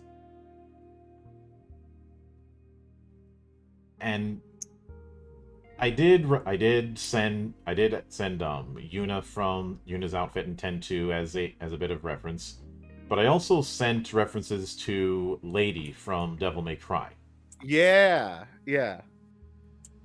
I do remember saying I wanted a sword in one hand and a shotgun in the other. Well, I mean, and talking about Devil May Cry, Virgil's got a momentum mechanic like that. Yeah, concentration. Mm-hmm. And well, we do have the shotgun. We do. I think I had said I wanted a. There was a bit of miscommunication because I think I had said I wanted a Buster Sword in one hand and a shotgun in the other. I should have said I wanted the full size Buster Sword, but this is cool. I think this looks better. Yeah. Because I think it's, you know, a quick get in, blast somebody with a shotgun and get out kind of situation. Yeah. Also, I like that it seems like a lever action shotgun somehow. Yeah. Or oh god, what is it called? For rifles? When you eject the cartridge, where you inject the shell. Do you have any? That's a wide net. But it looks like she blasts it with the shotgun, and then she ejects the shell. Mm-hmm. I know what you're thinking of, like the kind of setup you'd see in like a sawed-off. A little different than that because, but also I could be looking at that might not be a lever. I just didn't. I do recall saying that a pump action wouldn't be a good idea. No, not for somebody wielding a sword in one hand and a gun in the other. I mean, I know some people might get creative with doing dual wielding pump action, but I didn't want that for this. Nah. But then there's the machinist. Machinist could fall into the same category as engineer. The machinist is the first of the 4 jobs that use a companion. In this case, their automata buddy. I like him. Which you can definitely see the idea of having it have an angry rabbit look was June's idea. Really? It kind of gives me well, maybe, and it's like a combination of Jumping Flash where like you got the Moo face, but it's a rabbit. Yeah. Although, funny thing about Jumping Flash, it did have something of a successor on the PS1. That being Ghost in the Shell. Oh my god, you're right. Same team. Yeah. It was the same team? That makes sense. I mean, you're not plus, if I'm being honest, a Tachikoma would be a natural fit for that kind of thing, though I still say that the best Ghost in the Shell game is, technically speaking, Oni. Yeah, it is. You're right. I played that like a few months ago too. I know some may say that I'm cheating because that doesn't have the official name, but in all but name, that is fucking Ghost in the Shell. Yeah. But with the machinist, I do recall saying go into the steampunk approach, but also give them a rifle that very much looks like one that wouldn't be standard issue. It looks like it's attached to her hip, and that if she needs to fire it, she has to like spin it to the side to fire. Like I'm assuming it rolls on it, like it rotates on her belt. Yeah. In the firing position. It could much in the same way that you had certain holsters for revolvers back in the day that you could pull all the way out, or you could just turn and fire. Yeah. You know, same general principle. Mm-hmm. And I did specifically say that goggles were a necessity. Absolutely. Because because if they're going to be an What's a engineer, mechanic person without goggles? I don't know. What's a Digimon protagonist without goggles? Exactly. There was one that didn't have goggles though, right? Yeah, Masaru in Savers. Yeah.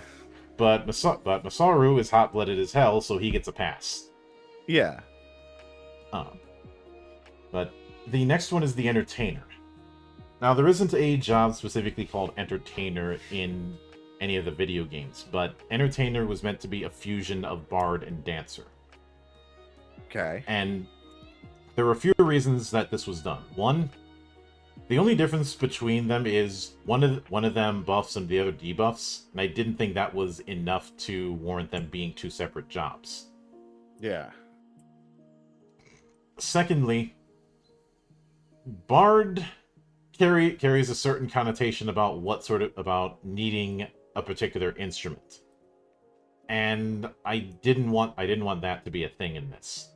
Mm-hmm. Because well, in my opinion, a lot when it comes to the perception of bards, a lot of people almost autistically hyper-focus on the playing an instrument part, which to me is missing the point. Yeah. Bards, above all else, were storytellers.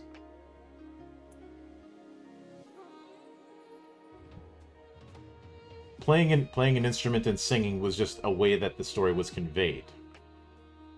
But if somebody wanted to do that kind of storyteller but not use an instrument, in a lot of games that have bards, they'd be kind of screwed. Yeah. Because bardic magic requires an instrument for some reason. And I'm well aware that one of the inspirations for bards is the Pied Piper of Hamelin, but that is an explanation, not an excuse. Yeah. Besides, bards don't have armies of rats. Also, in something like Dragon Age, I've stated one of my favorite bards is Varric, even though he doesn't call himself one. Yeah. But he is a storyteller. So he very much fits that bill. Now, I do remember that one of the references I sent when it came to the Entertainer was Yuna's dancer design in 10-2. Yeah, it shows. And if I want to be even more specific, using Len's design more than Yuna. I don't know. Yeah. I didn't suggest going with that kind of crazy long hair, but I think it's better for it. It did. It works. But after that is the Gambler. And yes, one of the references I used for when I sent in the outline for the Gambler was Setzer. Of course. He's the best. He's the gambler. But I wanted the Gambler to be more than just replicating slot machines and dice in fantasy form. So gamblers do have some options to be able to try and cheat. Ooh. Or pull some high risk things. Like one of their abilities allows them to have it that you get an expanded critical hit range, but if you don't crit, you miss. Ooh, oh god. Which is definitely a gambler kind of ability, is it not? Yeah. You know, doing that kind of thing, them having a kind of blackjack like mechanic with the dice, as well as there is something akin to the slots or reels, but I've seen other games do it where they try and account for every possible combination on a slot machine, which ends up making for way too many combinations, and thus way too many pages. I wanted to keep the page count with each individual job limited. The approach we took instead was your rolling was somewhat inspired by, of all people, Spider in Mega Man X Command Mission, who also has something of a gambler aesthetic. you know, he was the guy who had the card launchers on his wrists. Oh yeah. Uh, the approach we took was you're rolling 5 dice. These start at d12s, and as you develop, gradually go lower. Oh. Because the only thing that you care about when it comes to these dice is getting sets or straights. Right. If you get a set, you can do a multi-target attack. If you get a straight, you can do one very strong attack against one target. Ooh. Which is why going lower is more important, because the total isn't as important as how many dice are used. And obviously, a lower range, like say D6 instead of D12s, you're gonna have an easier time getting sets and straights.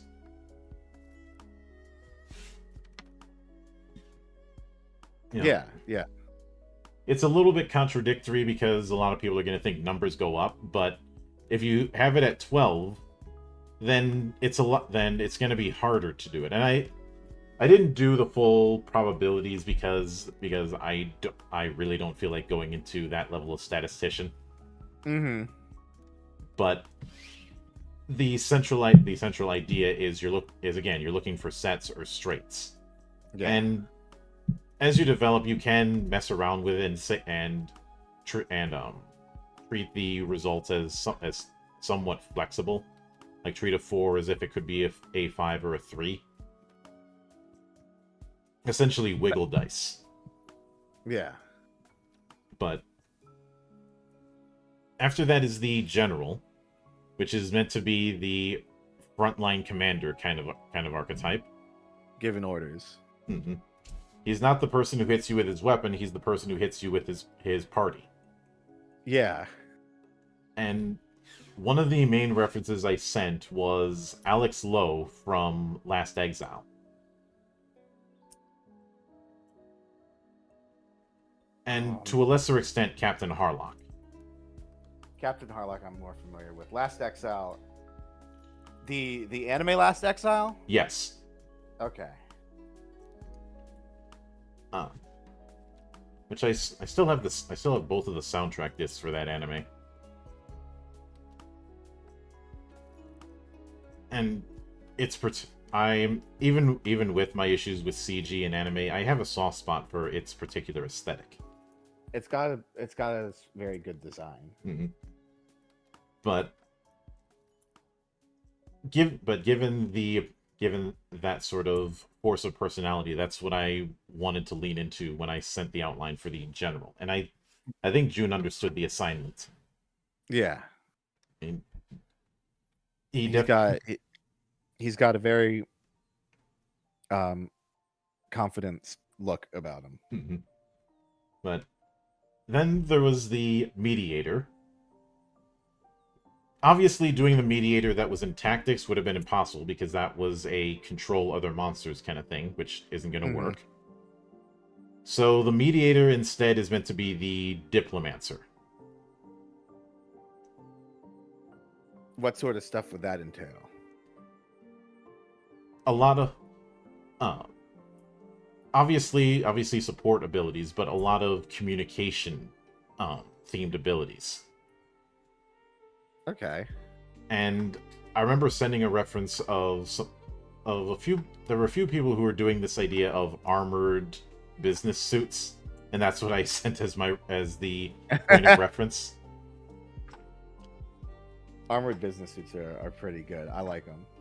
Yeah, I think there was one where somebody had a business suit on, but they had armor on the arms and shoulders, like knight's armor on those parts. Yeah. And just that juxtaposition I thought was interesting. But with this particular case, you can definitely see that with the armoring up at the top, as well as the fact that it's almost as if the waistcoat could double as a cuirass. Yeah. I did also suggest leaning into Roger Smith. He's ready to negotiate, but he's also ready to protect himself if need be. Mm-hmm. But after that is the medic. The little Moogle charm on the backpack, that was June's idea. It was a good move. The motif I had sent in the outline is to think of a battlefield medic or a combat surgeon. Yeah. Since the idea with the medic is that they are a healer, but they're not using magic. Right. They're doctors. Mm-hmm. And hell, one of their abilities is called triage.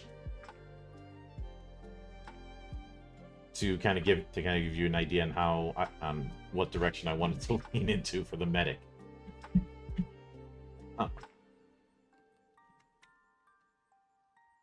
There was a bit of a temptation to lean into MASH, but I said, don't do that. Don't get me wrong, I like MASH, but I felt that would be a little obvious. Yeah, it's a classic, but sometimes you want to come out of left field. And sometimes classics can be a distraction. Yeah. But then we have the noble, who is the other sort of diplomancer, but in their case, it's more... The noble could be a baron, it could be a king, it could be a princess, it could even be a gang leader, but there's somebody who has people to call upon. That was the idea with the noble. So yes, even something like a mob character could use this archetype. Yeah. But when it came to the design, I did send some of the early princess designs in FF as reference points.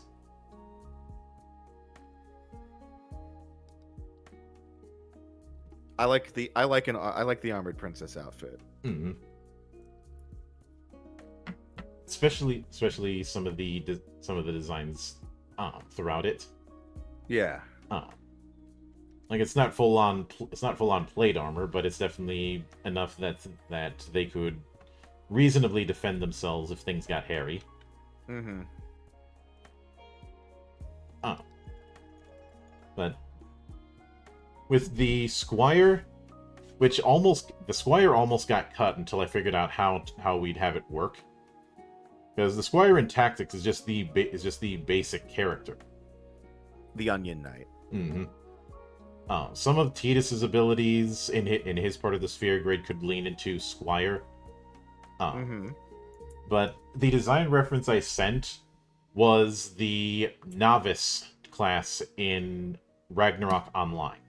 Oh. Okay. You can kind of see it with the breastplate. Mm-hmm. But the idea with the Squire is they're somebody who had to fill in the gaps of their training on their own. And the way Fundaments end up working, which is one of their core abilities, is that they can provide buffs to other allies based on what class they are. Oh. So the Squire is far more of a team pocket pick. Yeah. So some people who want to play more support roles, Squire is one that they'd probably want to pick. Yeah. But I think I like that idea. Yeah. For Squire. And when it came to the Thief, I did not want to do the standard fantasy Thief. I did not want Locke or Zidane. So you want Lupin. Yes, I specifically said I want to go full Arsene Lupin. In part because I find the motif of the Phantom Thief to be the greatest kind of flex. Uh-huh. You know, sending in a calling card that at this time I'm on gonna this day, steal it, and there's gonna... nothing you can do about it. Yep. Not that some people aren't gonna try. Looking at you, Zenigata. Mm-hmm. He wants that. He wants that damn Lupin. Mm-hmm. Although as the years have gone on, there seems to be a kind of respected rivalry between the two of them. Well, every time Zenigata is dealing with anyone else, he catches them. Mm-hmm. It's not that he's incompetent, it's that Lupin's just a little bit better. Yeah, but going with the Phantom Thief was a way to show that you don't have to do Locke or Zidane when it comes to the thief archetype. Yeah. Now the two things that they have to their name mechanically is steal and sneak attack. Sneak attack is just extra damage that they can do, but not based on placement, but on if their initiative is higher than their targets. Right. Whereas there's now obviously given how we're doing items and given that we're not necessarily doing the idea of a set steal or mug item for each NPC. Mm-hmm. Stealing is essentially a debuff. They're not stealing items, they're stealing attributes. And I kind of got the idea from how Locke works in Dissidia NT. He's stealing their hearts. Hearts, minds, souls, that kind of thing. Basically, when you have Thief and you use Steal, you take one of their stats, reduce it, and add that reduced difference to your own. Right. I was loosely inspired as well by the concept of the Spell Thief in the Al-Qadim setting for AD&D. Mm-hmm. Who that's basically what they do. They steal people's spells. Yeah. Plus, in having that approach, it means that there's a bit more versatility with the concept of thief, especially when it's combined with other jobs. And that works for something flexible like this. Mm-hmm.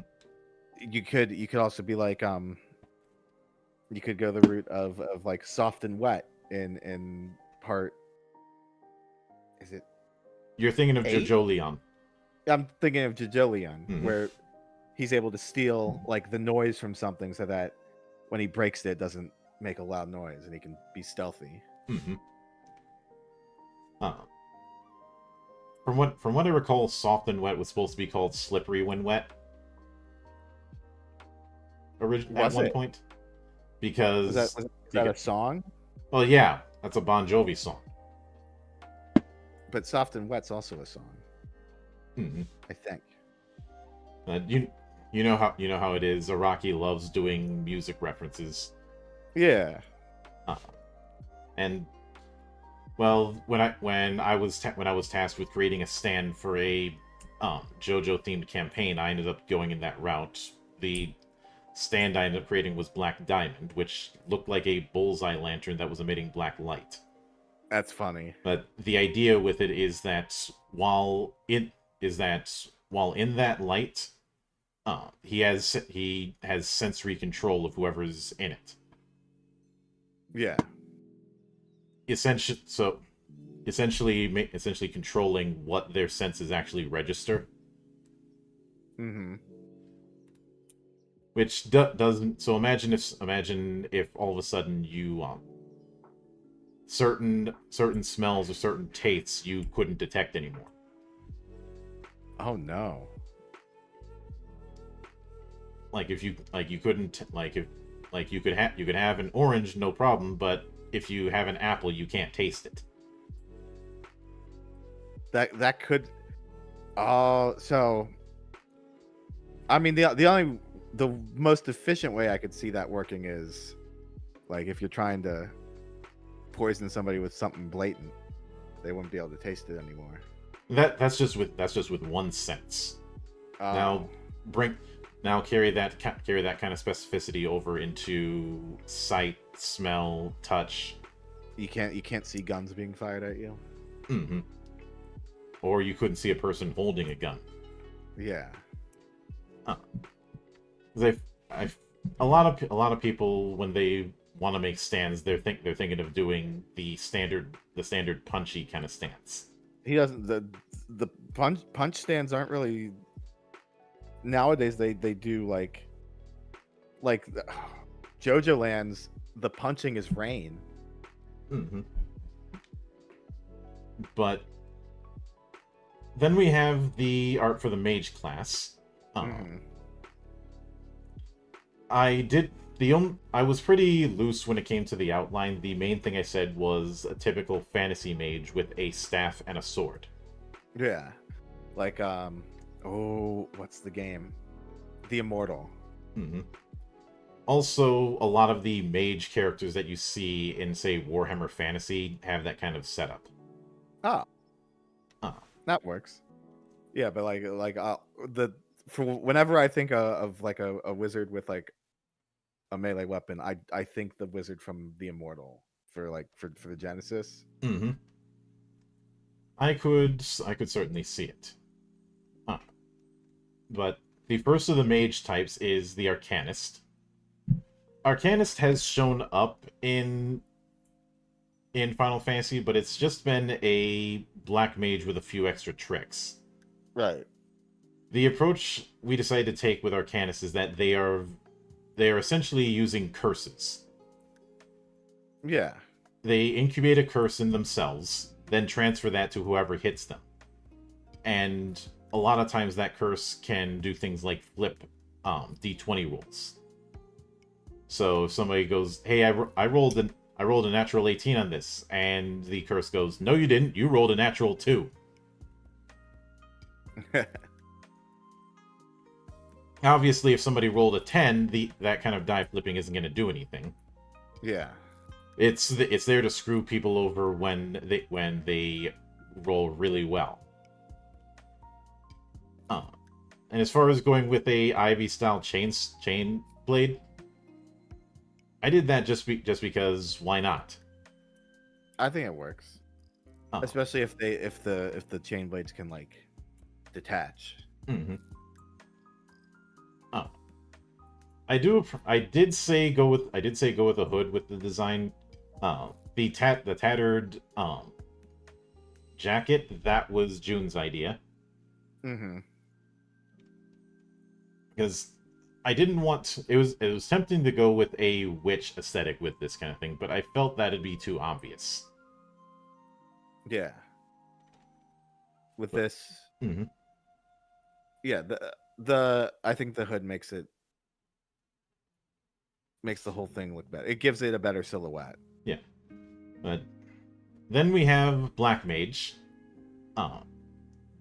The main thing that I had suggested with this one was to have a set of orbs to represent the different types of elemental magic that you can get out of Black Mage. I like what you did with the hat. Mm-hmm.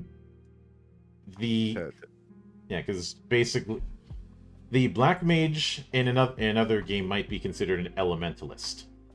Yeah. And in fact, the reason some people have asked why would somebody pick Black Mage over like Red Mage, since Red Mage can also use black magic. Well, there are things that. Do you remember how I said the Weapon Master gets more out of tags? Yeah. Black Mages get more out of elemental effects. Right. And that would be one of the reasons to do so, as well as one other reason, but I'll save that. But right. One of the things I do appreciate is that they still tried to do the glowing eyes thing. Mm-hmm. It's such a big like it's iconic at this point. So. Mm-hmm. As well. So trying to like deviate, because like they've deviated a lot, but I always liked that look. Yeah, and I felt that there were ways to keep it while not concealing the whole face. Yeah. And this was one way to do it. I do remember sending the concept art design of the Black Mage from 14 as a reference as well. Oh. But then we have the Cosmic Mage. There isn't one of that name, but this is basically our version of Time Mage. Right. Because, well, what's time about throwing space rocks on people? Mm-hmm. Uh, the I sent some of the design references of like time mages throughout the series. Uh, the hat is coming from the time mage design in Tactics, Yeah. but I had also suggested on the staff to have an orrery, which is Right. what you see on the top of that staff. Yeah. So I felt something like that, or some sort of astrological reading device would be apropos. Mm-hmm. It is. I do appreciate as well the clock on the belt. Yeah. To show that there is some time magic being involved. Yeah. Obviously, they have the cosmic magic spell list, but they also have ways to weaponize initiative. Mm-hmm. And a fun little thing that they can do is flip haste and slow effects on each other. Oh. Like if an enemy has haste, they can go, "No, you don't. You've got slow," and vice versa. That's cool. Then we have the Necromancer. There's a whole sidebar in the Necromancer entry where we talk about how Necromancers don't necessarily have to be evil. Right. There hasn't been a Necromancer class in Final Fantasy, has there? There's been a couple references to it. I think there was one in a re-release of, I want to say 5 or 3. But it is slim I don't pickings. think there was one in 3. It might have been one of those expanded ones in like the PC version of 5. Maybe. But having a Necromancer was something we wanted to do. This is one of the other jobs that has a companion. In their case, the Bone Commander, so a skeleton companion. Oh yeah, no, they exist in 5. Mm-hmm. And I don't know what possessed me to do this, but I had said for the skeleton, do not have him look like a standard skeleton warrior or something like that. No, put him in a suit. That's fine. That's fine. Because he doesn't have to be like, he could just be like a dead, like, hitman or something. Mm-hmm. But the I don't know reason if you ever saw Versus, but like they killed they killed a bunch of mobsters, or they killed a bunch of Yakuza people, and then like the force started unleashing its power, and a bunch of zombies started rising up from their graves, and they all had guns. Mm-hmm. Rattle 'em, boys. But the reason I went with a suit was, I think around that time I was replaying a hidden gem of the early PS3 era called Folklore. Oh. And one of the Unseelie in that ends up being a companion to Keats is an invisible man who dresses like he's going to an opera. Of course. And to the point where he has a monocle, even though he's invisible. He's got a cane, he's got a monocle, he's got the works. Oh, but that's part that adds to the charm. And when he's present, it's like even invisible men have to dress properly. Yeah. And just that juxtaposition of something so unnatural with a high class outfit is what I suggested. Oh, it's always good. I love whenever like something creepy or eerie just dresses casually, like dresses in something normal. Yeah, not dressed in casual, but dresses in a suit and it. It doesn't have to be casual. Just like something normal, Mm-hmm. something that looks normal. I will also admit a bit of influence from the weird and wonderful world of Discworld. Right. Which, I guess I've said Discworld could be considered the first crack fic. Oh. Since so much of it is taking the piss out of fantasy motifs. Yeah. For example, Corporal Knobs, aka Nobby Knobs, who is described as a man so ugly that he has official government paperwork to show that he's human.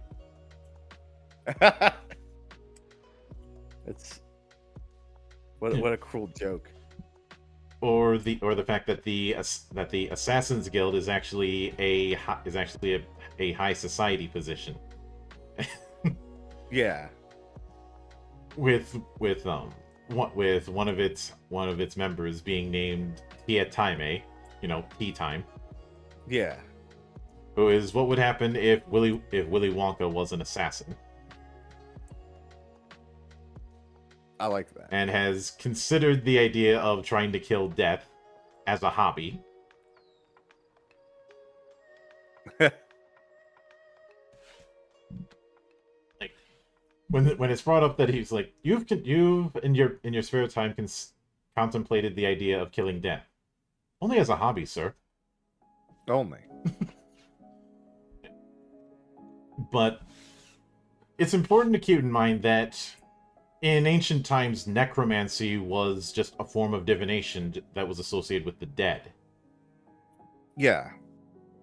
Plus, you have things like witch doctors and voodoo that have zombie attendants. Mm-hmm. And whatever the hell Baron Samedi is up to this week. Yep. I will admit I'm a poor layman when it comes to voodoo because most of what I know is the Haitian variants. I know jack shit about African-style voodoo. Mm. And most of my knowledge is I played Akuji the Heartless once. What? No love for Shadow Man? Oh, you're right. I forgot about Shadow Man. I did buy the remaster. Mm-hmm. Like a lot of people forget that Shadow Man was a comic long before that game came out. Yeah. But it's for that same reason that I specifically said I didn't want a decrepit looking design with the Necromancer, but somebody who looks like they've stepped in and out of the other side a few times. Yeah. It's starting to affect them a bit. Mm-hmm. But then there's the Ravager. Obviously, Ravager comes from the paradigm from FF13. Oh, I'm not... Listen, my knowledge of FF13 is very limited.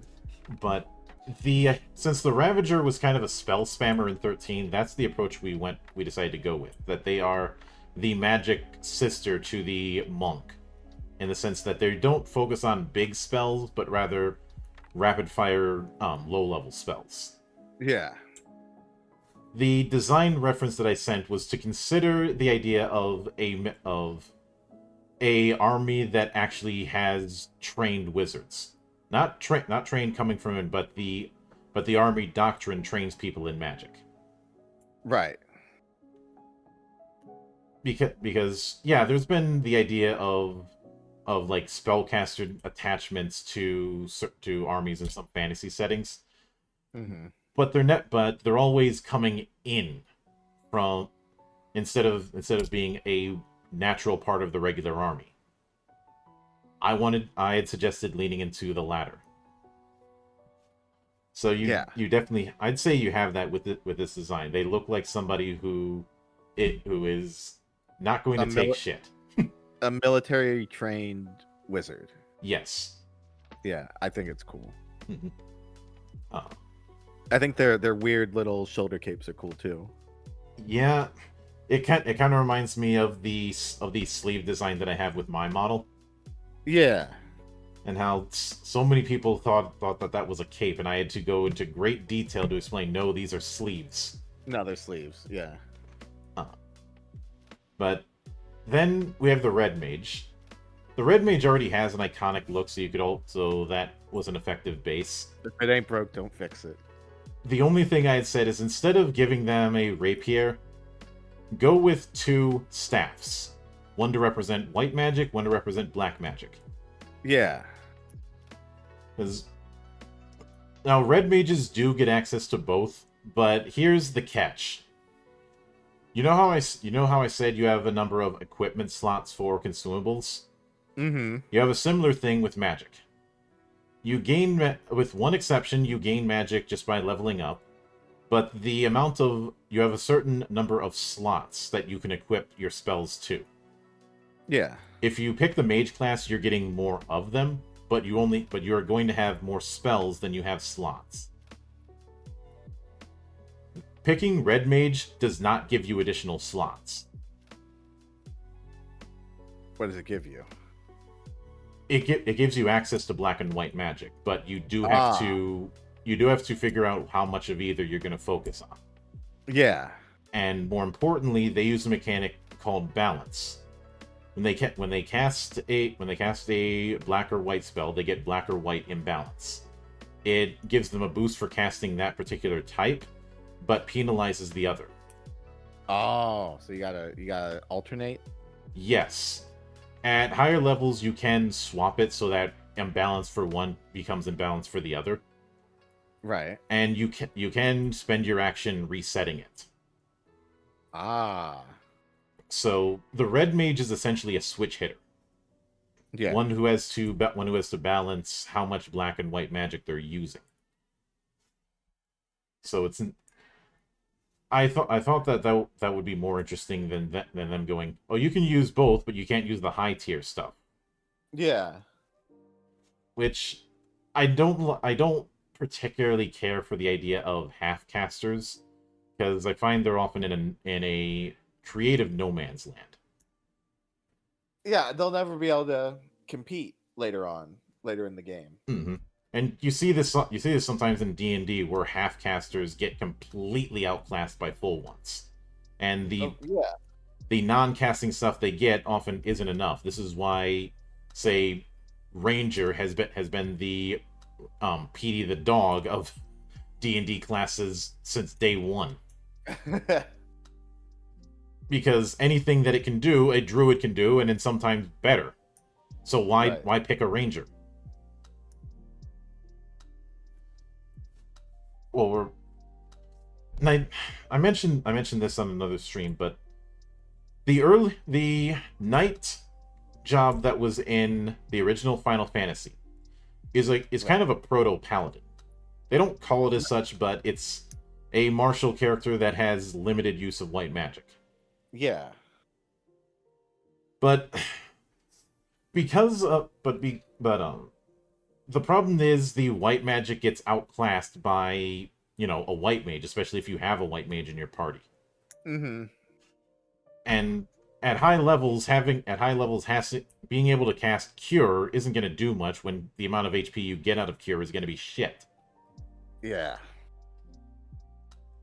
With games that have just a single class, those classes can afford to be multi-purpose. Mm-hmm. Because of the 3-job setup that we have, having them be multi-purpose would create problems. So each job has to be laser focused. Yeah.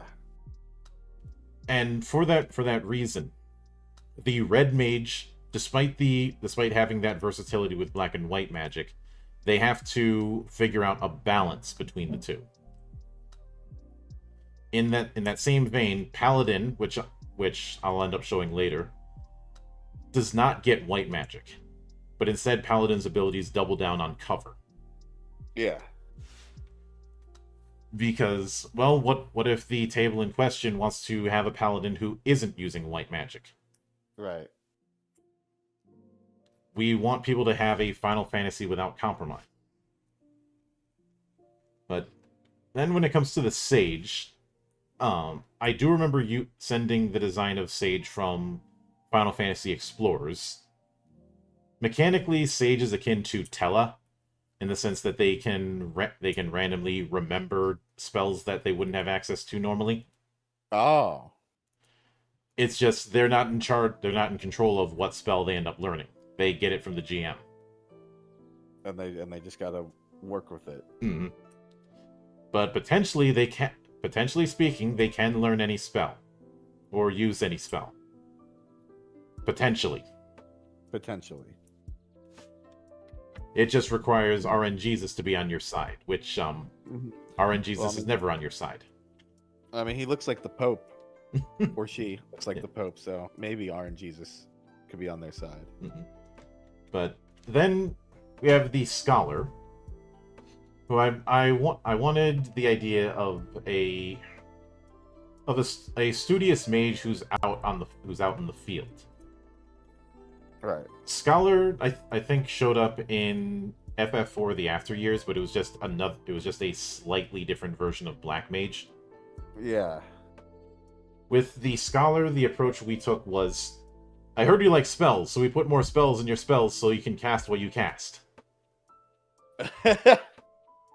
So, you remember when I said that the Chemist has extra slots for items? Scholar has that for spells. Ooh. They have a grimoire that they can put additional spells into. So because of that, it's generally not advisable to pick Scholar unless you already have another casting job. Like a job that has access to a spell list. But that particular spell system can apply just as much to, say, ninjutsu as it does black or white magic. It just means that they can do more casting. So for those who really want to double down and be the wizardiest wizard, Scholar is their best bet. Ooh. And I did say when I sent in the outline, they need to have a spell book. Yeah, absolutely. That doesn't mean you're required to have a spell book for your character, but for representing this, it was necessary. Yeah, no, they have a list of, instead of memorizing them, they kind of just have them at their disposal in a book. Mm-hmm. Then when it came to Summoner, I will admit I did want a Shakujo for the thing.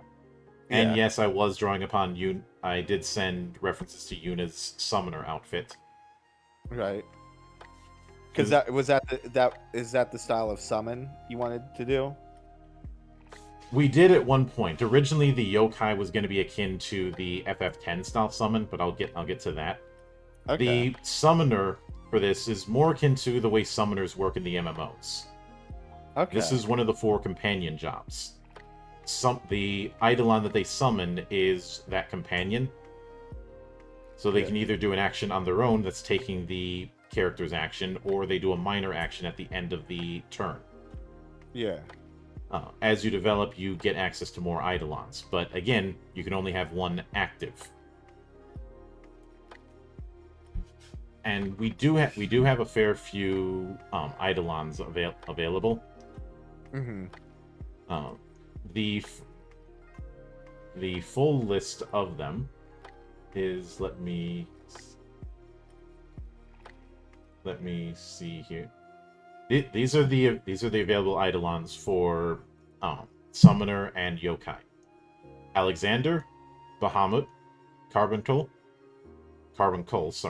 Cerberus, Diabolos, Eden, Garuda, Gilgamesh, Hades, Ifrit, the Knights of the Round, Leviathan, Odin, Phoenix, Ramu, Shiva, Siren, and Titan. Yeah. Some of them almost got cut. Like Eden almost got cut until I figured out how to do it by using Eden's appearance in 14 as a base. Ooh. It's good on you for being resourceful. Mm-hmm. And the key thing is I wanted one to represent each element. Diabolos had to get reworked because none of things like Demi and Gravisia wouldn't work for our magic system. Mm-hmm. So Diabolos got reflavored as the shadow element representative. And I decided to double down on one of the titles that Diabolos has had throughout the franchise, the Lord of Nightmares.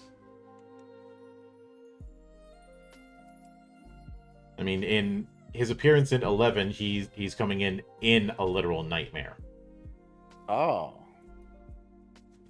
So that's what we decided to go with. Yeah. And I do remember complaining at one point that there was no water element representative when it came to the Aeons in 10.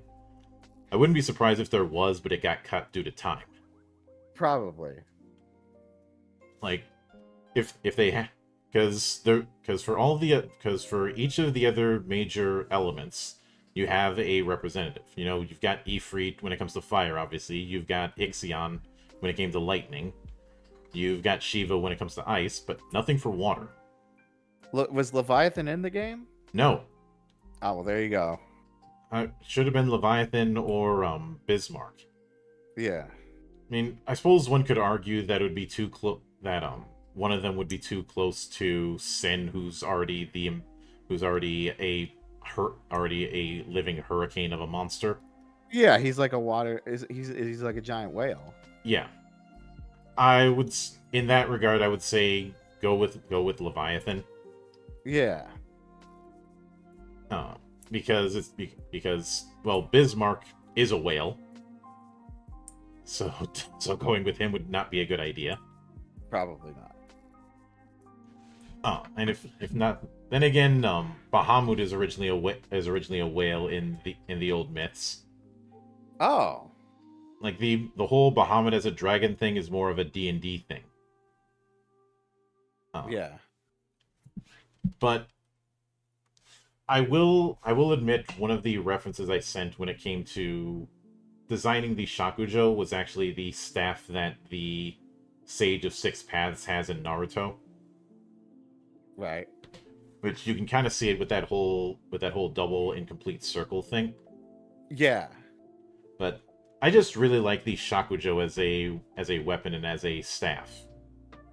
I think I think it's cool too. Oh, plus it was used by the Ancient One in Ronin Warriors and used by Miroku in Inuyasha. And I'm not too proud to admit I enjoyed Inuyasha, and I'm also not too proud to admit that my favorite character in that series was Miroku. Oh, because he's a monk, right? Not just a monk, but also honest about trying to get in everyone's pants. Yeah. Which, at least he's honest. Mm-hmm. But with the summoner design, what I do appreciate is that it's leaning into what Yuna had in that, but it's not doing a 1-to-1, especially with a much shorter skirt. It's a little shorter, but it's not too. It's thicker. Mm-hmm. It's a shorter but thicker skirt, so I think it balances it out nicely. It almost reminds me of some formal wear in Korea. Yeah. Which, given that there's a mishmash of cultures with FF, is certainly in keeping. Mm-hmm. That's. I've gotten on people's cases when they say that 16 is Final Fantasy returning to its medieval roots. 6. Oh well, okay. I can kind of see that, but the idea of medieval roots isn't something that's really applicable with FF. Yeah, ever since it because they have airships and time travel in the original, mm-hmm. and something to keep in mind that when it comes to a lot of pop culture media in East Asia in general and Japan specifically is there's more of an emphasis on genre mishmashing more than having these segregated ideas of different genres. Yeah.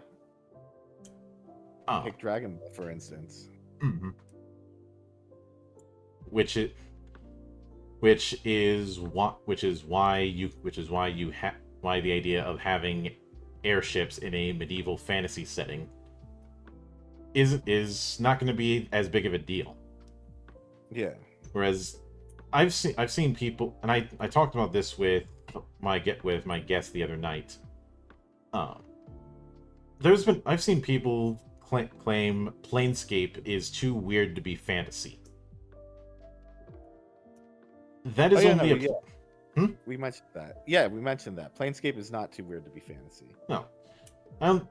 I remember seeing that with that one weird expansion with Morrowind that I just remember having those giant mushrooms where they said that was too weird to be considered fantasy. And I'm like, it only is if you have a very limited view of fantasy, like you think that it begins and ends with Tolkien-esque stuff. Yeah. But I will remind people, Robert E. Howard and H.P. Lovecraft were friends. and would swap ideas from time to time. Yeah. The idea, so that idea of returning to medieval roots, you could apply that with certain other franchises, just not FF. We did a whole lot of research on what the soul was, and I know I've talked with you about this. The soul of FF is iteration and experimentation. Mm-hmm. And romanticizing some sort of standard or some sort of expectation of tradition is counter to that. Yeah. There are plenty of recurring motifs with FF, but even Sakaguchi didn't think that it should be limited to one style of genre or even one medium in how it's conveyed. He outright said in interviews that he didn't see any reason that FF couldn't be something other than an RPG in the future. Yeah. And when he phased out, he instilled that in the people who were taking the reins from him. Yeah. And I do recall a story where he did really fight to get FF11 its Roman numeral. Really? Yeah. And he was open to the idea of doing FF in novel form. Oh. Which makes me wonder if at some point he had considered doing a choose your own adventure book of Final Fantasy. Or a visual novel. Yeah, which as the years went on, you did see that sort of genre experimentation. Mm-hmm.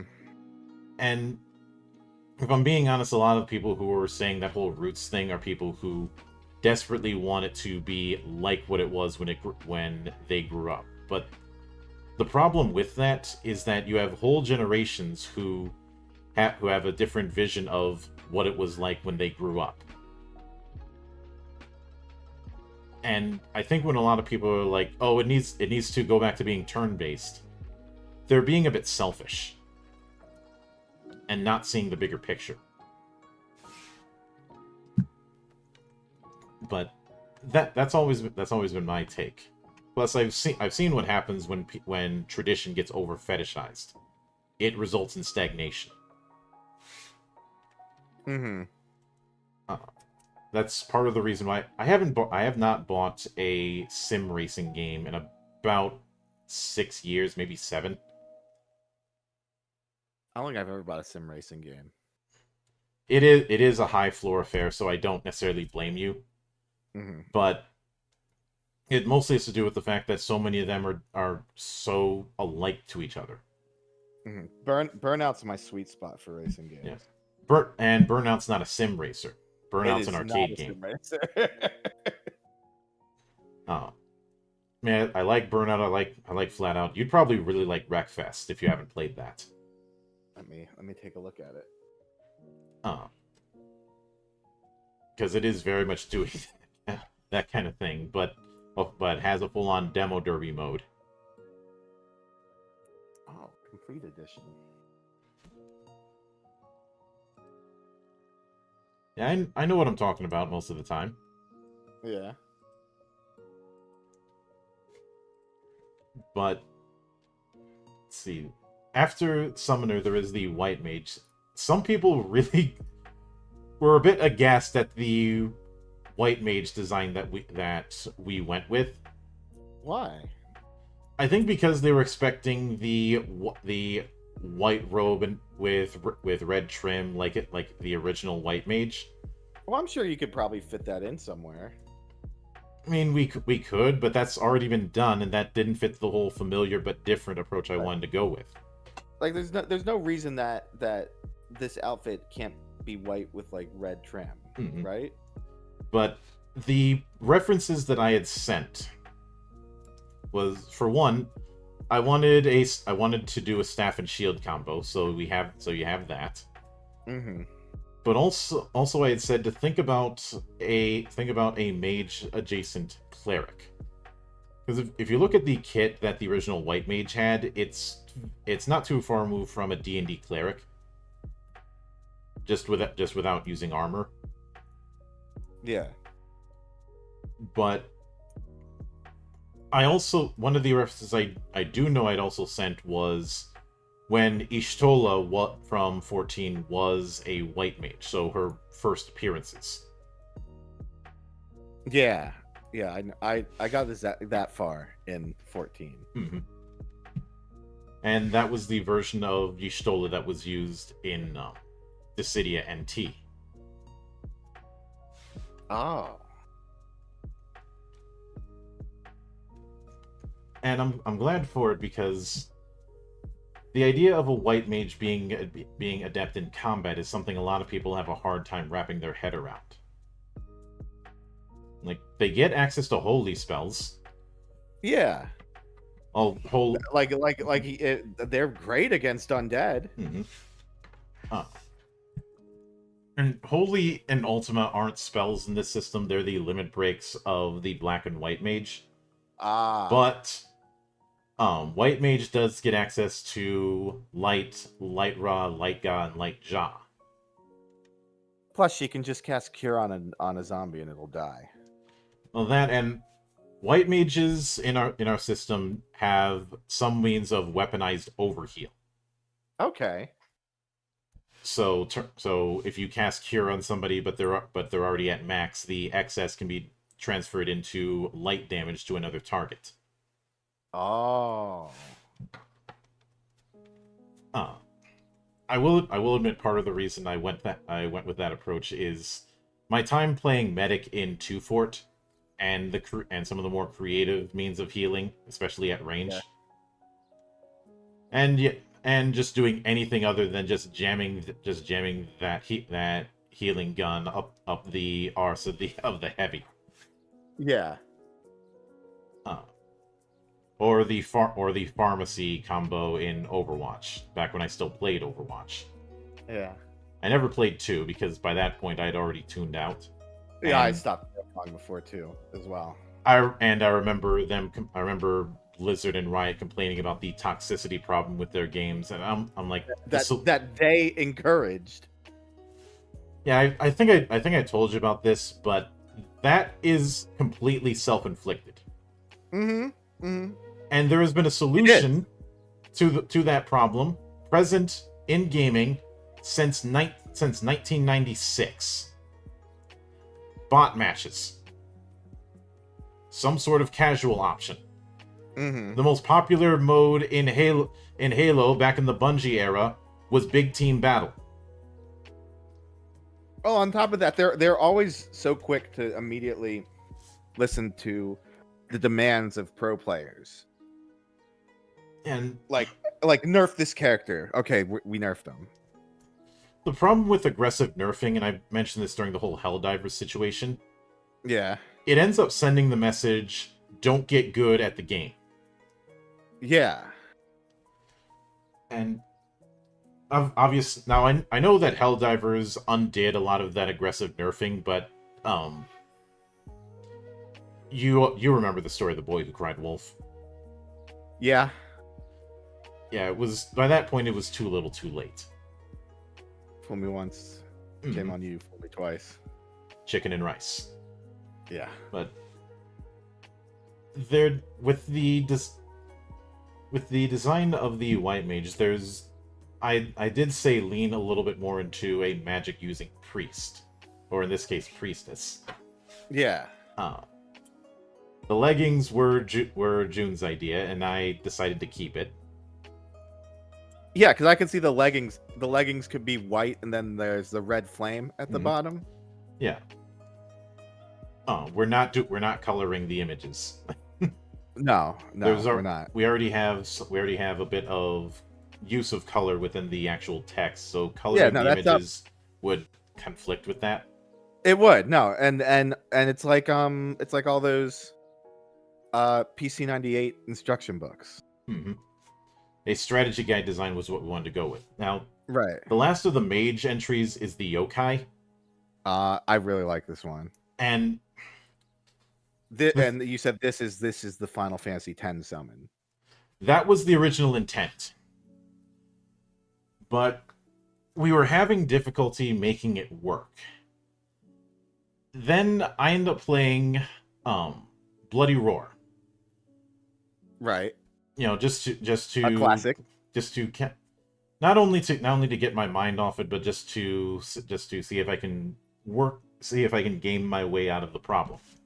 Mm-hmm. And then I considered that, and I considered the concept of riders in Voodoo, or Shawals, where they channel spirits through their own body. Right. And of course, there's the whole fusion concept in Shadow Hearts. Mm-hmm. Yeah, yeah. Even if it was done a little bit differently with From the New World with Shania. Right. Uh, But I do like the fusion mechanic that Yuri does. mm-hmm. And I thought, all right, that's the approach we're gonna take. The yokai transforms into an avatar of an Eidolon using their body as the medium. Honestly, this class came at the perfect time with 16. Here's the funny thing: we had already nailed down the yokai design before we saw footage of actual combat footage of 16. Like your timing couldn't have been better. Mm-hmm. And there have been a couple people who have asked if I got the idea from 16. No. No. It was a lucky accident. Mm-hmm. It's the same reason why any insinuation that I got any ideas from Rebirth are not true, because Rebirth wasn't even out. I don't even know what ideas you could have gotten from Rebirth. Honestly, any idea that I could have gotten from Rebirth was already in Remake or was too specific. I do remember Matt approaching me about the idea of integrating some of the mini games from 7 into the skill game system that we have. Some of them we did put in, others we decided not to. Like dice roll to challenge people to triple triad. We did use. I think we did do triple triad. We did not do Tetramaster. Okay. I have issues with Tetramaster. The big one that we did was Blitzball, but messed around with it in a way that was drawing upon my experience when it came to various sports. Right. Because at the end of the day, Blitzball is underwater rugby. Mm-hmm. I know some people said it's underwater football. No, it's rugby. No, yeah, rugby 100%. It's aggressive. And you've probably seen stickers like "Give Blood, Play Rugby." Yes. Because I have. Because remember, it is just as rough as football, if not more so, and you don't have pads. No. So no matter what, you go into a rugby game, you are getting your ass kicked. Yeah. So I really like Yokai's premise. We had thought of doing a different. Is this like a headpiece, or is that actually what the character looks like? That would be what the character looks like. This would be a yokai of Ifrit. Oh, okay. This is what the character turns into. Yeah. The idea is that they assume an avatar form by channeling that Eidolon through their own bodies. Yeah. Man, picking Ifrit was also a stroke of genius. Stroke of luck, too. We had tooled around with doing one for each of the Eidolons, but we decided that's too many, and that would be there wouldn't be as much of a point to it. Plus, with some of them, it would be a case of figuring out how to do it in a way that was distinct, like say a yokai of Gilgamesh. That would be cool. Although I have pointed out that despite Gilgamesh having the name of the Sumerian king, the way he looks is more akin to Musashibo Benkei. Yeah. Or I mean, and he's got like a lot of Momotaro's energy. The main reason I say Benkei is because of his appearance in 5, and also the fact that a Naginata is his primary weapon. Yeah.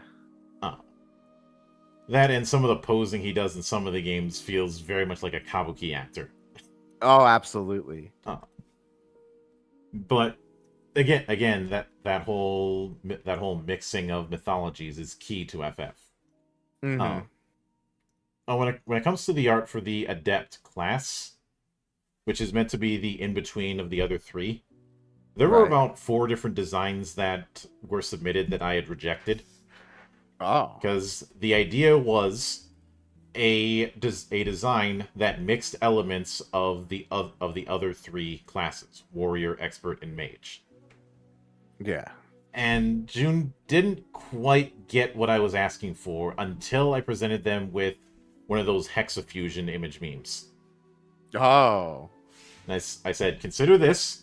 Consider warrior, expert, and mage on the as part of the triangle here. I want you to make what would be in the middle. Mm-hmm. Then they got it. So we have armor, we've got a sword, we have pouches from the expert, and we've got a staff. Yeah. And it took a bit of a while to get the point across, but I'm glad with the result. Mm-hmm. The first of the adepts is the Beastmaster. I like how it looks. Yeah. The key thing is the Beast Companion. They're one of the other jobs that has a companion. Yeah. They get a different NPC type of companion each time they advance in their circles. Mm-hmm. As far as going with a crossbow, what I didn't want to do the bow and arrow thing because that's been overdone. I did specifically state I wanted to go with a bird of prey. Yeah. Mostly because it was either that or go with a wolf or something like that, and I think a bird of prey would be far more interesting. Especially since, well, Clive in 16 has an animal companion with his dog, so didn't want to double dip into that end. And there's been plenty of warrior and his dog kind of approaches in games. Mm-hmm. But plus I really like Grandia too, and Grandia I really liked Sky. I know. I have Grandia 2 on my list. It was Riona's recommendation. Yeah. But the next is Blue Mage, and the best class. they were definitely if you wanted to do a magic warrior archetype in 11, they were the best to go with. If you wanted to be weird. Oh, there's definitely that. And you remember how I said there was that whole spell slot thing when it came to magic? Yeah. Blue Mage is the exception. Any blue Right. magic spell they know, they can use. Right, because the way they learn it is just absurd. But there's a catch. Of course. You don't get spells by leveling up. Nope. If you want to get spells, you got to go out and find them from NPCs. There are 2 ways of doing that. One is using their Libra ability. The other is getting hit with them. Yeah, that's the part. That's the fun one. Yeah. But leaning on the Fertile Crescent kind of approach with a little bit of scholarly was the motif we wanted to go with. I did insist on the feather in the hat. Yeah. As well as a scimitar as a weapon. But I didn't want it to be dual wielding. No, because one hand's got to be for beast magic or whatever. Mm-hmm. I had thought at one point of, instead of going with a scimitar, but going with a Chris, but I ultimately didn't. I mean, that could have also worked. Mm-hmm. Again, coin flip. Then there is the Dark Knight. The other really fun class. Yeah. I'm actually glad that there wasn't a weapon in this because I didn't want to emphasize that part. I know the Dark Knight in 14 is guts in all but name. Right. Well, I mean, Greatsword is a usual. It's either great swords or katanas with dark. In 11, it was scythes. And hello there, Hutzilin. I hope I pronounced your name right. Welcome to the temple. Hope you enjoy the madness. Howdy. But one of the references I sent when it came to Dark Knight was D. Vampire Hunter. D. Yes. Right. As well as some of the designs of Golbez. Yeah. He's a very he's a very iconic Dark Knight. Yeah, but I did say that I wanted to make clear that the Dark Knight should not have a villainous appearance. No.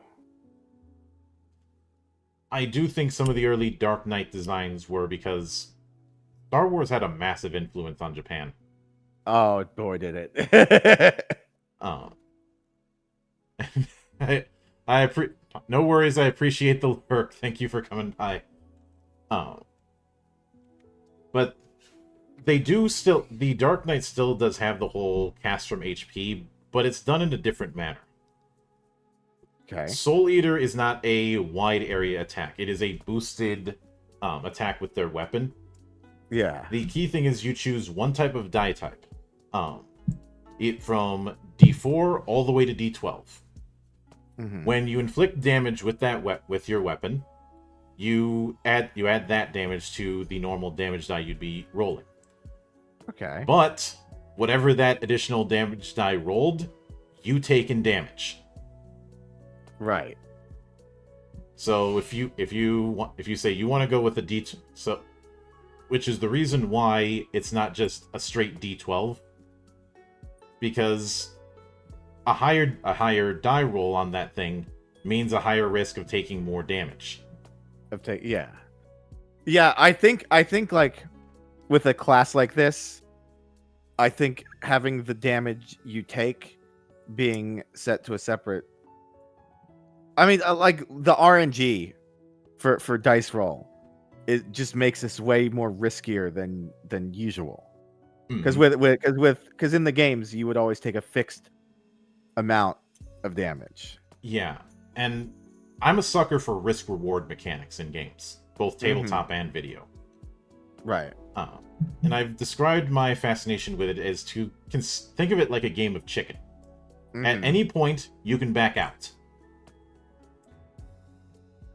And in that same vein, with something like the Soul Eater ability for Dark Knight, you have the opportunity to take it easy with the mechanic, or just not use it. But if you use it and it backfires on you, it is your fault. Yeah. Because you decided to push it. And the next one is Geomancer, which is also using a Shakujo. I did draw a little bit on one of the characters from 13-2, Yule. But they've also got like a Native American kind of look to him. Yeah, that was a suggestion. Mm-hmm. The big thing was I didn't want Geomancer to look like an Onmyunji, even though Geomancy can't, with the whole yin yang magic, could be considered that in some games. Mm-hmm. But I also didn't want to use a bell because I felt that would be a bit silly. So the approach that we took instead was this. And the thing about Geomancer, and there was some back and forth with this on the FF tabletop wiki with one person who was intentionally trying to be contrarian. Right. They were like, why is Geomancer a adept associated job and not a mage associated job? Because they're not like standard mages. If I made them into a standard mage, I would have to make a spell list for each environment. Mm-hmm. That is 11 spell lists in one job. And the vast majority of those spell lists aren't going to be used in a given encounter. Yeah. So the approach instead is that they make a 2d20 roll for an ability called Geotrance, and are drawing upon an effect from the environment. The approach is that each environment has an offensive, defensive, and maelstrom effect. Offense and defense is exactly what you think it is. One of them is a type of attack, the other is a defensive option. Maelstrom is what happens if you roll doubles. Ooh. And is an extra effect on that particular thing. As you develop as Geomancer, you can call upon terrains that aren't in the area you are in, but only to a limited degree. Right. So you are dependent on the environment, but a higher tier Geomancer is a little bit less dependent on it.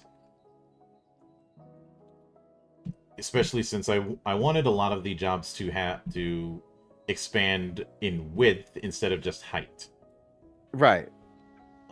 You wanted to provide more options. Mm-hmm. And more reason to use those options instead of options being extremely situational. Mm-hmm. But when it came to the Illusionist, I will flat out admit one of the references I sent was Zatanna. Yeah. I like Zatanna. I love Zatanna too. Yeah. More the stage magician look for Zatanna rather than the mage look. Mm-hmm. Because we already have that kind of thing with Dr. Fate or with Raven. I've never seen Mage Zatanna. There were some earlier versions like in the 80s or during the Satellite era in the comics. But outside of the comics, you're mostly going to see the showman style. Yeah. And Illusionist is technically a caster that does have its own spell list, and what am I supposed to be guessing, Logan? But guess what? Yeah. Hi, Logan. But the way they use magic is a little bit different. They don't cast their effects directly. Illusionists are, you activated my trap card in job form. Right. They will set up a spell and then set a parameter for when it goes off. So they would cast it and then say, okay, the spell goes off when that monster over there attacks. And when that monster declares its attack, before the attack even starts, the spell goes off. Right. This is the closest I can find to like Mage Zatanna, but even then, that still looks like that. It still looks like her showman thing, but with a cape. Yeah. The Mage Zatanna look hasn't been a thing since like the 80s. That's they understood that like this look is so much better. Especially since again, there's already people doing the mage look. Like the big one, of course, is Dr. Fate. Right. Oh, I see it. Yeah. Yeah. No. Magician look is so much better. Mm-hmm. But with obviously with the Illusionist, going with the stage magician was the key thing. The main thing I said was to draw upon this, but also we need a top hat and cane. Absolutely. The confetti thing, that was June's idea. No, it's a nice little touch. Mm-hmm. Now, when it came to the Magic Knight, the idea with the Magic Knight is more in the games you have it that they're just a warrior that does spells. That's not interesting enough. No, especially, it's got to be tied to their weapons. Yeah. So The approach that we took instead was akin to the Magus class in Pathfinder, or Okay. the or some of the Spellblade concepts in Dragon's Dogma. Yeah. One of the I insisted on a couple things. One, go with a halberd and shield setup, because poke and board is an underrated setup when it comes to equipping fighters.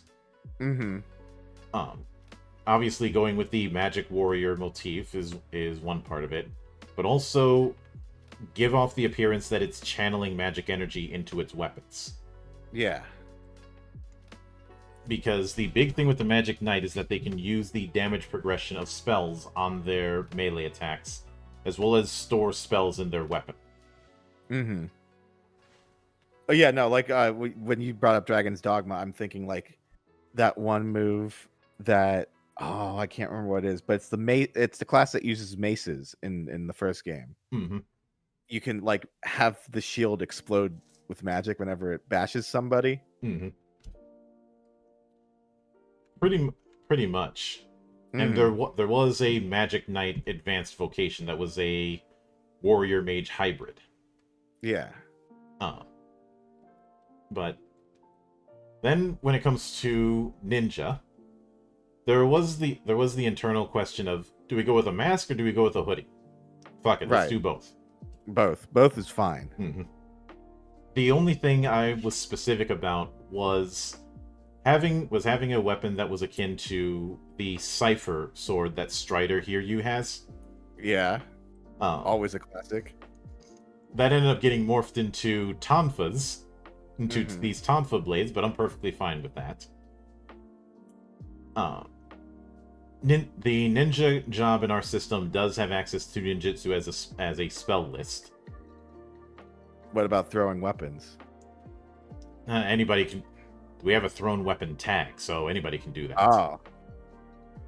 Because for whatever reason, that's what everybody did in like 3. I think it was 3 and 6 where they just used the ninja class to like throw weapons. Yeah, which you could certainly do that, but it's not like that has to be a primary thing.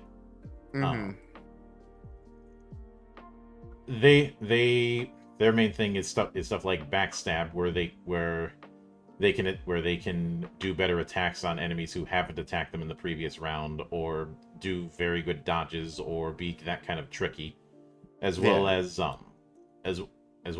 at higher tiers have things like assassinate, where their targets are treated as having damage vulnerability if they have half health or less. Yeah. But when it was mostly because I wanted to focus on things other than throw or dual weapon, because a lot of that is covered with our custom weapon system. So focusing on this elusive combatant was the bigger priority.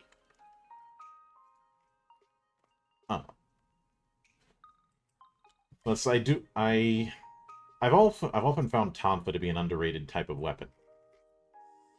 And if you were playing Ninja Gaiden 2, it was one of the more underrated weapons, because a lot of people didn't quite figure out what made it unique. I will admit Tonfas in Ninja Gaiden 2 have a higher floor, because they have a cancel option that can proc into its own set of special combos. Like if you hit X right in the middle of an attack, you do a dash cancel, like a quick little teleport dash that has its own sets of moves that can flow into. Which is why it takes a lot more practice. But if you know what you're doing, you can go through entire sections without getting hit.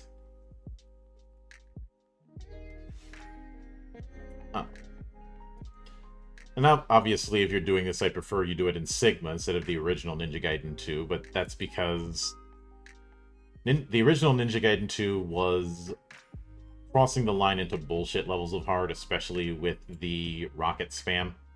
Yeah. Or but getting off speed. Then they brought it back in 3.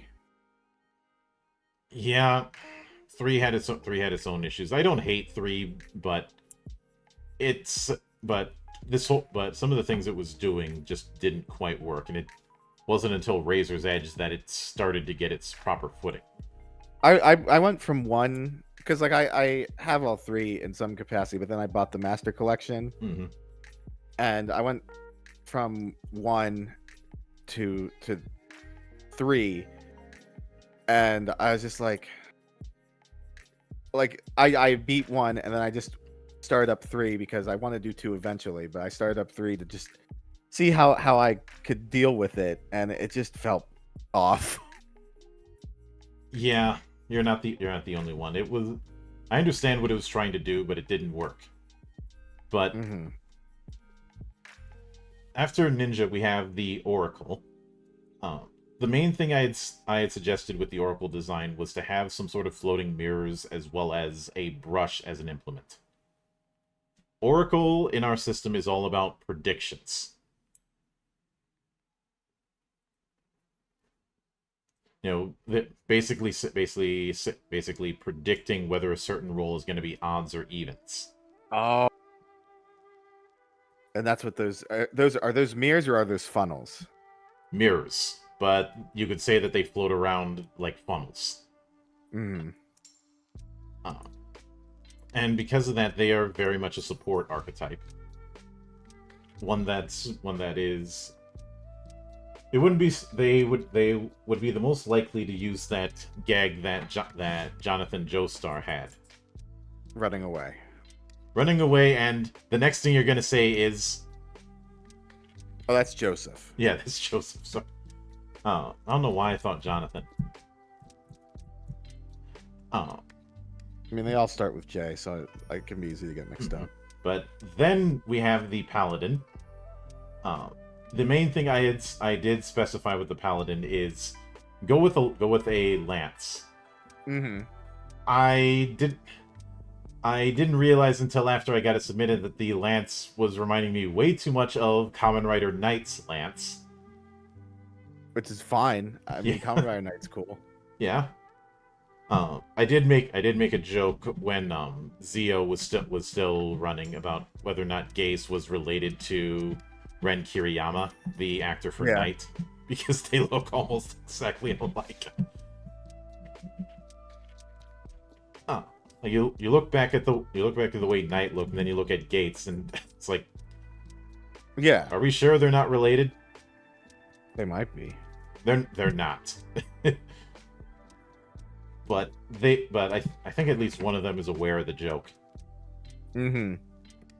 Then again, I remember Vulcan's voice actor being very well aware of the joke of the memes made about him opening up Progrise keys. Yeah, forcing him open. Yeah, so he recorded a video of him forcefully of him opening up a bag of chips in the same way. I saw that. Yeah, that was really good. Like, Did you know he retired from acting and he's a lawyer now? yeah. I That's guess so funny. I that's so funny that someone can be like, yeah, I just played a Kamen Rider to fun to it's like being a stripper to work your way through college, being a Kamen Rider to work your way through lawyer school. Oh. But you know how I said that the Dark Knight does the whole increased damage but sacrificing HP? Yeah. The Paladin does a similar thing where they can use that same die to boost their defense. Right. But when they do that and an attack misses them because of that boosted defense, they end up taking damage. Oh. And of course, as mentioned before, one of the big things that Paladin focuses on is cover. Right. But I really like the cape setup with this one. It is. It's a really wide cape. Mm-hmm. Which definitely fits the motif. Yeah, he's trying to protect everyone, and Mhm. and that cape is like his area. Or Yeah, the main thing is I Right. didn't want a sword and board Paladin. I felt that would be way too easy. Mm-hmm. In fact, I tried to And Lance minimize doesn't get sword enough and board love. as an equipment setup with the art because sword and board I find to be the most basic bitch way to equip a character. Mm-hmm. And I'd rather people go alternate routes if I can help it. So I'm gonna have alternate routes showcased. Yeah. Now with the next one, when it comes to the Rune Knight, Rune Knight is obviously based on Celes in 6 and her runic ability. We expanded upon that to have Rune Knight be an anti-mage. I like the design for the hammer. Yeah, I'd asked Zan about what sort of weapon we'd go with because I didn't want to go with a sword. They're like, let's go with a hammer. And I said, okay, let's go with a hammer. And I said, I had suggested to look at the designs on like fine china on the hammer. Yeah. Instead of doing doing Norse runes or something like that. Mm-hmm. Because it's still runes, it's just runes of a different language. Right. Plus, I felt a sword with Norse runes on it would be a little bit too obvious. Yeah. Yeah. No, a hammer with runes is cool. Mm-hmm. Plus, when all you have is a hammer, all of your problems look like nails. Yeah. So with the wings on the head, which were June's idea, not mine, whenever I see this, I keep thinking of a Valkyrie. I don't know why. I mean, because Valkyries had like, well, Lenneth. Let me see. Lenneth had the feathers on her helmet, and I have used Lenneth as a reference for a different project. I'll share that with you later. Okay. But the key thing with the Rune Knight is the enemy could be casting a spell, and the Rune Knight's like, no, you don't. And all the MP you spent on that spell is now mine. Oh. The downside with Rune Knight is that once you start getting Rune Knight abilities, you cannot keep MP. Your MP is 0, and any MP that you get is temporary. Including if you used an Ether and got MP. Right. The idea is that so much of their training or modifications or what have you is focused on being an anti-mage that they don't have much in the way of magical reserves. Yeah. Plus, I think it's an interesting concept to go with. Somebody who's I said I love the spell thief concept when I first saw it in Al-Qadim. Mm-hmm. But then there's the Sword Saint. The big inspiration for it from a design perspective was Edgar in FF6. We slightly messed around with the whole counting up mechanic, but the design I had sent was consider a wandering swordsman who is such a master of swordsmanship that they can do swordsmanship without even having a sword. Right. And I suggested that they have a sword made of their own energy. Now, if you're playing Sword Saint, you don't need that, but that was just to demonstrate the difference. And Sidolphus Orlando was one of the references I had sent. Although with the design here, I could see someone thinking that this is supposed to be some kind of Jedi. Well, yeah. I could see the Jedi elements. Which, again, Star Wars had a big influence on Japan, but also It did. I can certainly not only could I say that I could write a better Jedi than some of the people writing for that nowadays. But I already have. I think anyone could. I've already written a better Star Wars than Disney twice, when reconstructing the sequel trilogy and reconstructing The Mandalorian. Listen, my hot take is they should have just ripped off Zeta Gundam.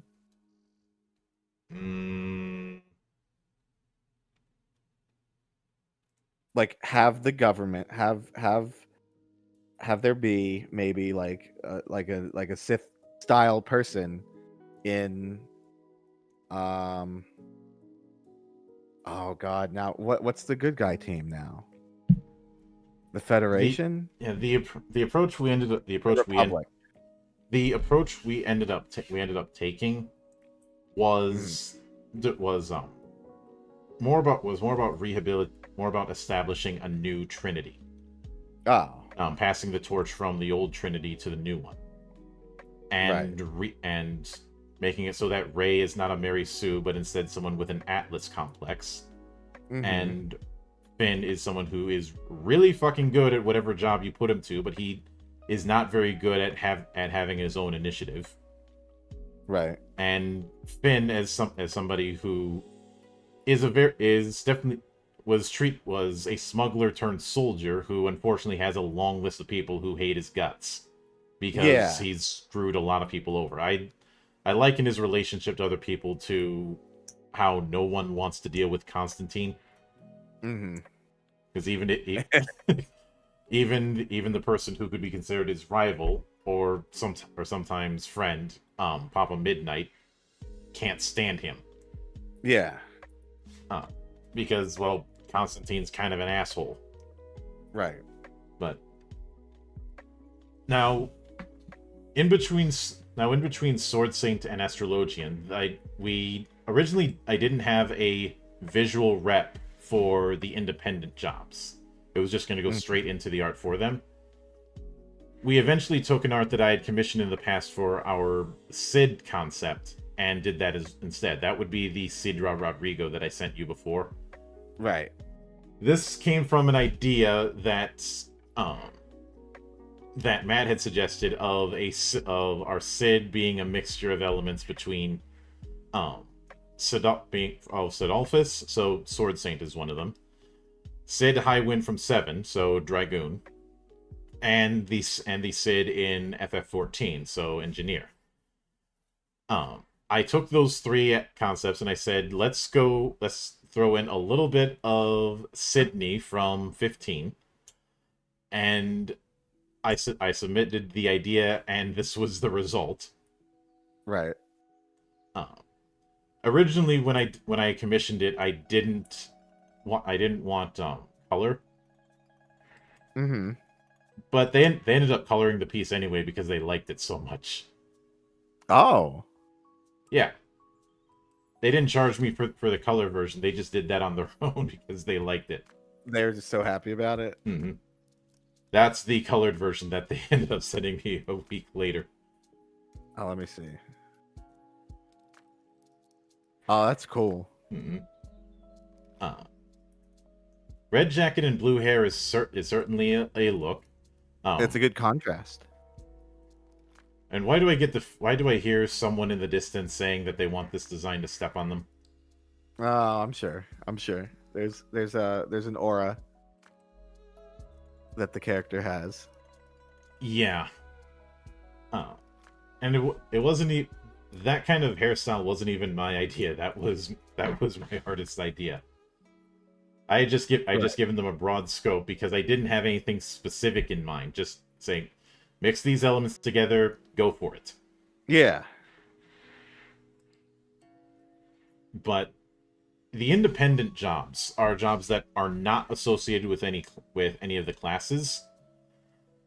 But I make very clear in the book, I do not suggest picking them as part of your first character. Because they do have a higher floor. They're akin to prestige classes. This is like what I told you when I was playing like the alien tabletop thing, where like I think I would enjoy being given a character with a specific set of skills and trying to make it work over creating a character and trying to make it as busted as possible or whatever. I mean, it's more about it's better to get a little bit familiar with how the game works before jumping into these setups. And the first is the Astrologian, which is going to work very similar to the Astrologian in 14. We used a D12 to create a kind of tarot card motif, Mm-hmm. but one that was built around rolling a set of d12s and then expending those d12 results to support allies. Yeah. With things like the arrow, the spear, and the like acting as the effect, and the d12 number as the strength of that effect.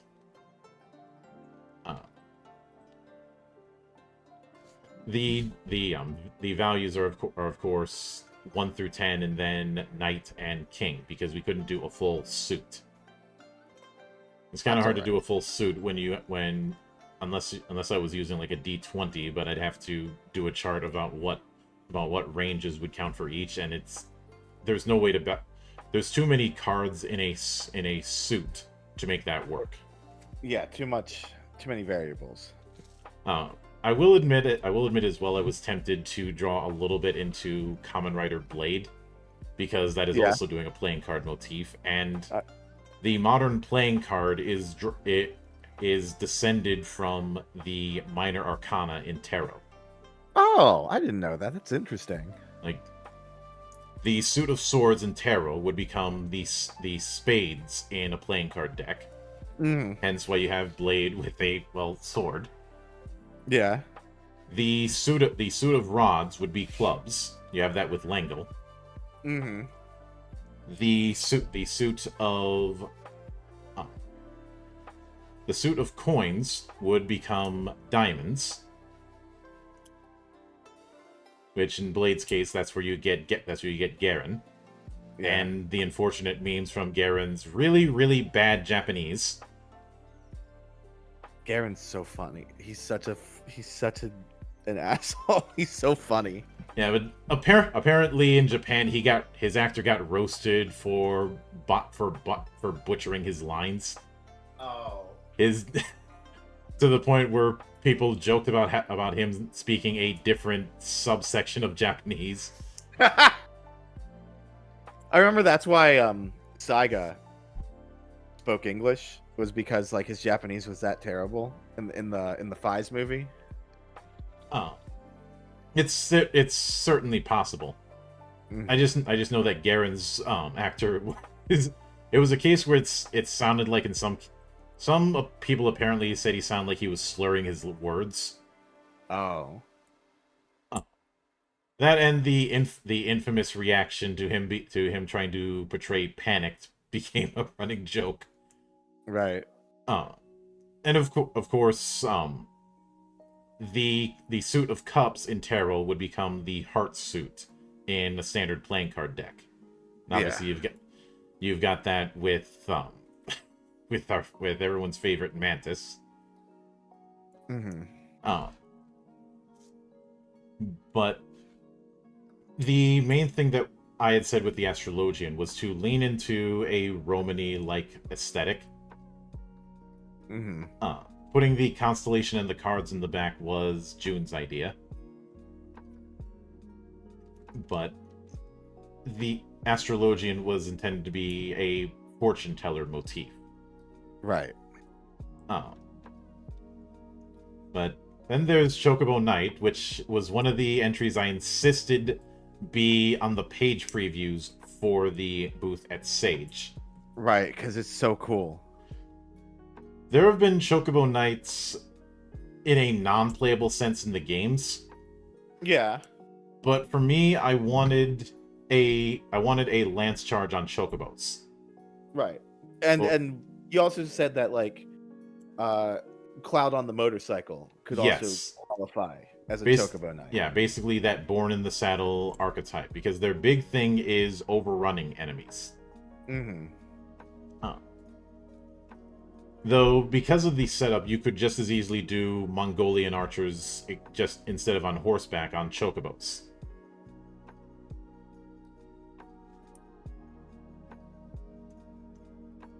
Yeah. But I enjoyed the way this was set up. Everybody really seems to like the way the Chocobo came out. Yeah, it's a really happy little guy. And I was glad to. I went with a lance because there was a bit of concept art from FF11 that had a knight with a lance on a chocobo.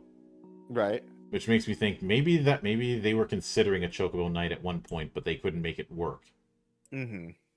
Which I know some people would be like, well, you should have made it work, and I'm like, it's either spend more time trying to make this one thing work, or just drop it and get the game out on time. Yeah. And you dig around in the development or behind the scenes with any game or film, you're gonna find a bunch of stuff that is left on the cutting room floor. Mm-hmm. I mean, what was going to become the Astrologian was originally planned to be a Geomancer in 14. But for various reasons, they couldn't get it to work, so they scrapped the Geomancer thing. Right.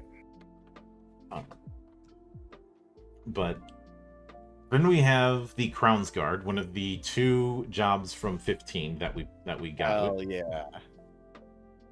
The Crownsguard is meant to resemble a royal guard or an honor guard that has pledged its services to some sort of god king.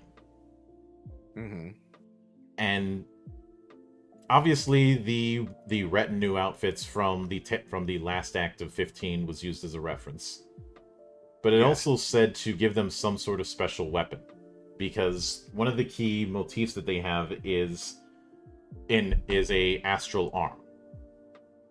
The idea is, as a reward for their service, they are given a special magic weapon from that god king's armory. Right.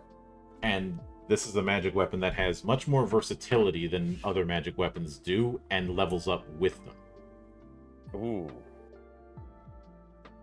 Beyond that, the Crownsguard has a lot of team player motifs, which makes them an ideal fit to go along with, say, General Squire, maybe.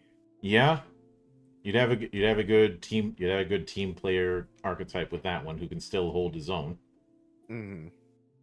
One of the rules, though, is that you cannot pick both Crownsguard and Kingsglaive, one of the other independent jobs.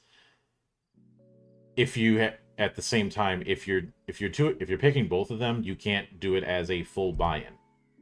Full buy-in is a character creation option that limits the magic item slots that you can have, but gives you an extra medium job track.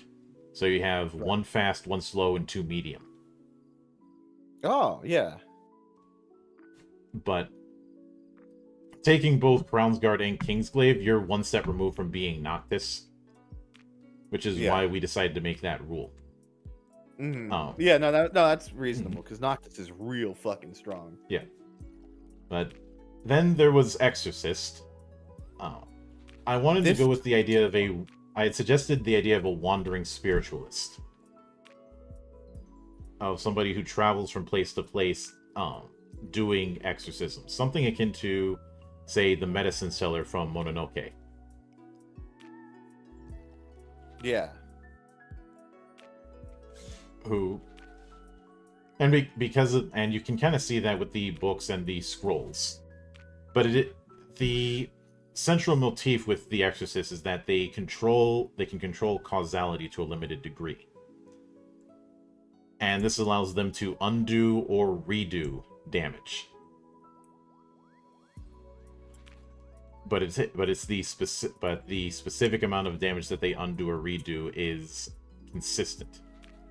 Yeah. So if somebody takes 15 damage, you can heal them 15 points. Oh. Or if somebody takes 15 damage and you use redo, they take 15 damage again. It can be very powerful, but it requires a very strong understanding of the numbers game. Yeah. Which is why it's an independent. But then there is Guardian. This is another one we took from the Bravely series. I had suggested this idea of energy armor. Like armor that was hard light energy. Mm-hmm. Obviously, it's hard to do that in black and white, but I think a decent job was done. The idea with the Guardian is they get hit, they generate soul power, and then spend that on soul attacks. But it's not a gauge like it was in Bravely. It's a set of charges. Okay, yeah. It was figuring out how to do it with Bravely Second was tricky because the Guardian and the Exorcist are meant to be its own twisted homage to the Elric brothers. Mm-hmm. Especially the design of the Guardian being full armor like that. Yeah. I mean, it is a stretch, but that was the intent. But then we have Gunbreaker, and I think you showed this one during that Sage stream. I did, and then I was like, oh, that's a fucking weapon in Monster Hunter.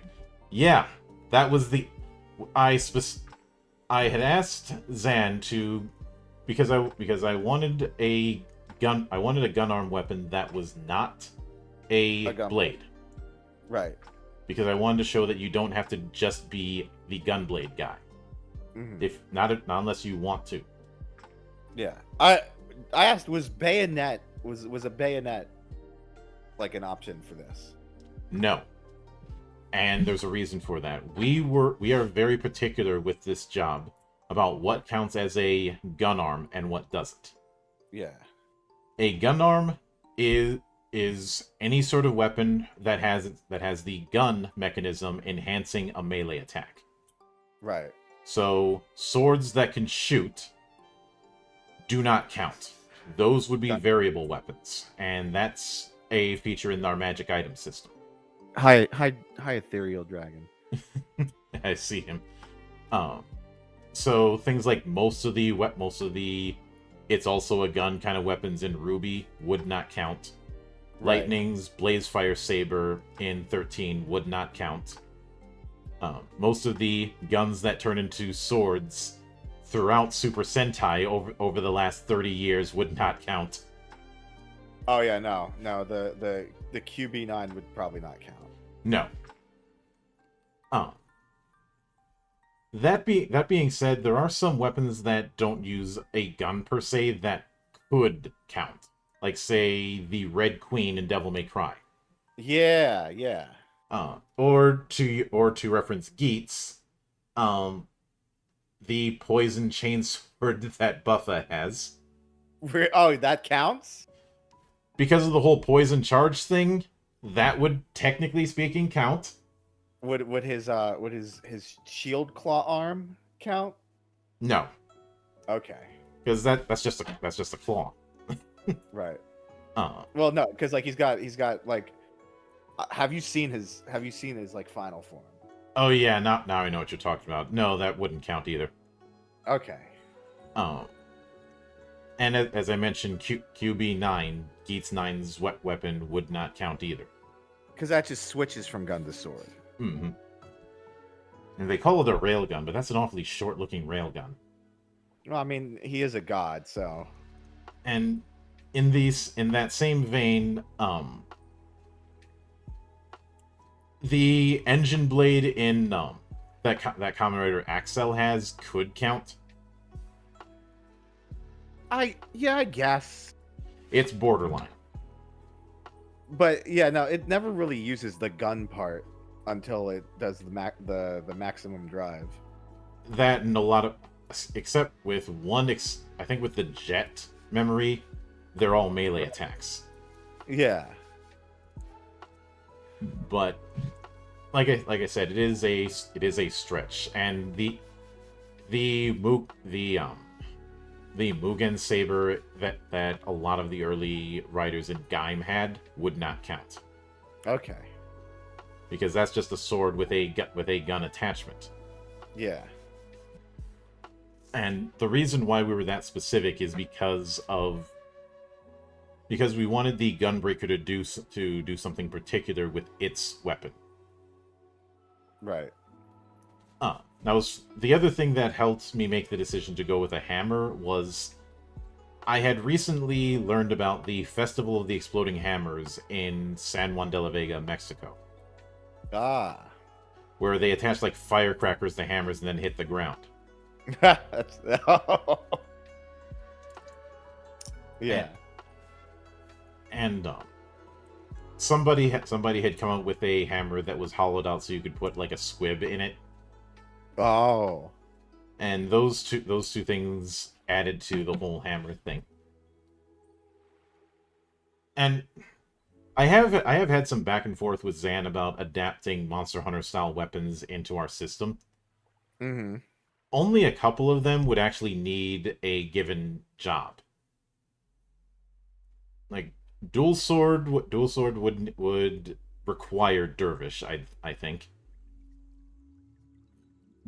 And as far as I'm concerned, the gun lance in Monster Hunter would count for Gunbreaker.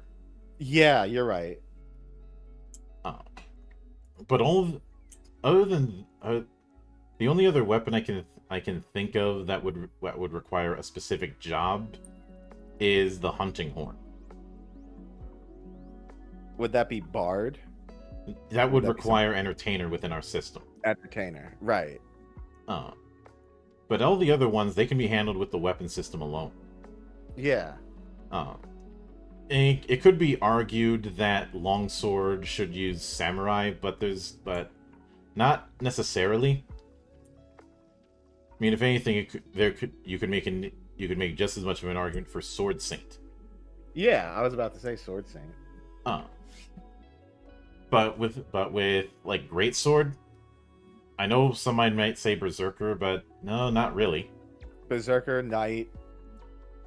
That's one way you could do it, but you don't have to. Like with the weapon itself, the big thing is its charge attacks, and we already have a charge attack in the core combat system. Well, there you go. And I know that some of the great swords have super armor with their attacks. You know, if they get hit, they don't have the animation interrupted. Yeah. But there's no real way to do that in a turn-based system. No. When it comes to the ranged weapons, those can all be handled just as standard ranged weapons. Yeah. And I remember someone saying, would the lance wouldn't that require Dragoon? No, not really. And if anything, if there's actually, I take it back. If there's Insect Glaive is Dragoon. Yeah, Insect Glaive would definitely be Dragoon, because Insect Glaive is all about jumping all over the place. They literally had an Insect Glaive weapon for the world event, for the crossover with 14 in Monster Hunter World. Mm-hmm. The Insect Glaive weapon was a Dragoon lance. Well, you are jumping around like a maniac with that thing. Even more so in Rise, because Rise had a lot more emphasis on verticality. Mm-hmm. But after Gunbreaker, we have Kingsglaive, which is also if Crownsguard had the Astral Armory, Kingsglaive has Warp Strikes. Right, Warp Strikes are sick. And one of the key things that they not only they have Warp Strike, but they also have that Warp Dodge that Noctis had. Yeah. You know, where you could spend MP to auto dodge. Mm-hmm. You can do something similar in this, but don't rely on it too much, or you will drain your MP dry. Yep. But obviously with the design I did submit the design of the Kingsglaive uniforms that you saw in Comrades and in that Kingsglaive movie as a point of reference. Yeah. I am glad that a weapon wasn't used in this, because there's no reason that it has to be a dagger for warp strikes. That was never the point. Right. Especially when we're trying to divorce the idea of required weapons. But of course. Then we have Magitech Knight, which some people really ended up liking. This was another... Yeah, Magitech Knight looks really cool. This was one that almost got cut, because I couldn't figure out a way to make it work. originally it was meant to be a nod to the Magitech Knight platforms in FF6. Mm-hmm. But I couldn't find a way to make it differ, especially since you only get control of that in a very limited sense. Yeah. Then I think I was playing Gun Valkyrie. Okay. A very interesting game for the original Xbox.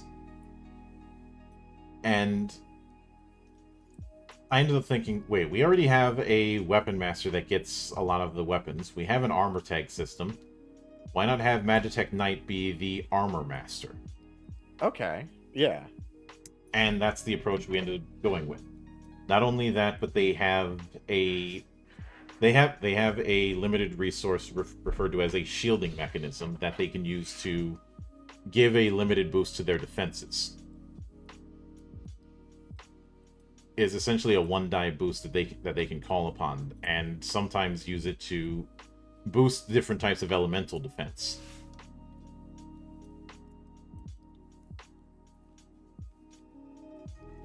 So because of that, I'd say it would be interesting if someone picked Magitech Knight and Weapon Master. Mm-hmm. Just because they're getting more out of all of their tags in that case. Yeah, yeah. You don't get new tags with Magitech Knight, you just are able to do more with the existing ones. With what you have, yeah. And as far as going with that kind of crossbow, that was my suggestion. I was like, let's go with crossbow and shield. Oh, it's well, that type of crossbow like looks weird, but it definitely. Like, I'm not sure how it would work. It definitely fits our source material, I'd say. Yeah. But then there's the merchant. Yeah. The main thing I had suggested with the merchant is that they are a traveling merchant and should have an oversized backpack. Of course. You got more than you bargained for. The merchant does have access to Gil Toss. Yeah. As well as Gil Rain. They also can take advantage of our acquisition systems, because we don't use a standard Gil setup. Instead, we have it as a kind of economic MP of sorts that you use on certain roles when trying to acquire things. And the reason I did it that way was because I wanted to avoid the issue of, in certain settings, some things being more or less valuable. Yeah. So this was my workaround. They also have the ability to pull a random item out of their bag. But what kind of item you get out of it is not going to be consistent. Of course not. You could get something useful, or you could get something useless. You know, it's like how you have to roll the dice with Gilgamesh, and you might get Excalibur, but you might also get Excalibur. Right. But then there's the Mimic. I did suggest leaning into the designs of Harlequins. Right. And there's definitely that.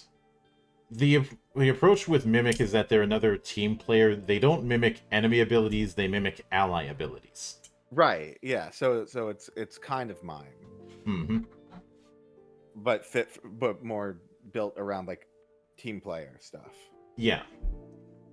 Once again, they're much like Squire. They're another job that their kit is largely dependent on the composition of the party. Yeah. I would just say that they're more dependent on it than Squire is. Although the catch with their mimicry is that they use their stats for the attacks and effects instead of whoever owns that ability. Except at higher tiers where they can do that themselves. Where it uses their own stats instead of their allies. So that's why Mimic is a independent job, because it requires you to have a good understanding of what everyone else can do.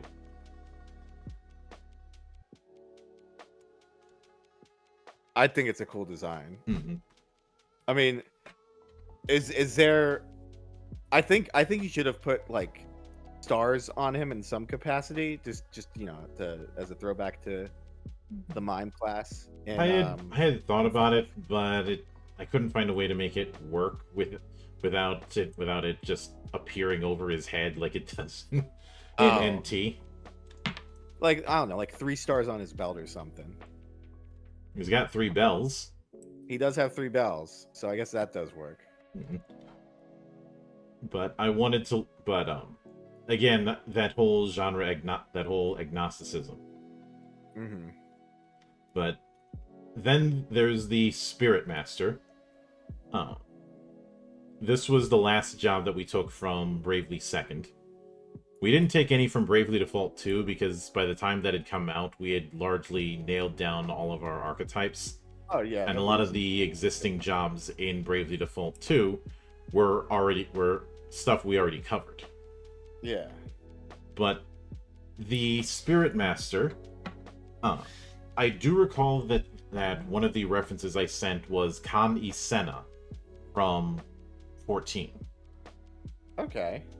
And one of the big things with these Spirit Masters, they are a support archetype that is largely built around moving buffs and debuffs around allies and enemies. Oh. Not getting rid of them, but just moving who's got them. So, say one of your allies is inflicted with poison. Well, the Spirit Master can go, no, he's not, but you're inflicted with poison. Oh. It doesn't get rid of the effect, it just moves it. Yeah. So that's a really good way to screw over debuff centric enemies. It'd also be a good way of giving, say, a Marlboro a taste of his own medicine. Literally. Mm-hmm. Oh, would you be able to poison Marlboro that way? Yes. Damn. That's kind of sick.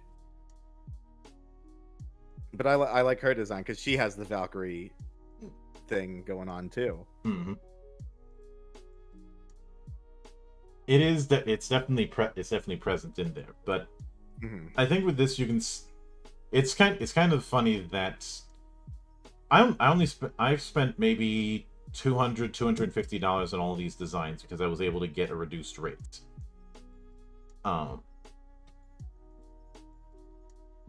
And with all of these, with everything we have here, I think we have a much stronger understanding of design with that little amount spent,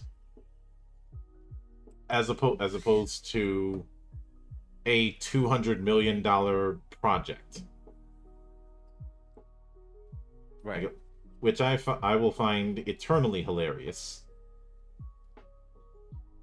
And from your take as an artist, what's been your perspective on the designs you've seen tonight? Well, I think the fact that you always try to like not go with the obvious weapon choice has really made a lot of the designs stand out. Mm-hmm. And I can't remember which one I said was my favorite. Chocobo Knight, obviously. Chocobo Knight's definitely probably in the top 5. Is there? Well, let's make it a little bit easier. Can you? What would be your favorite among, say, the races? Oh,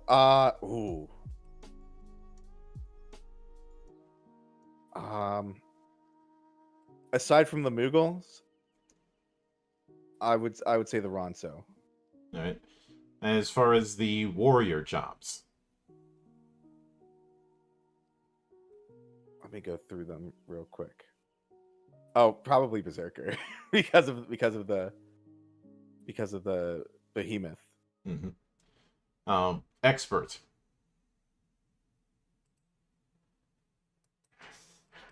Let's see.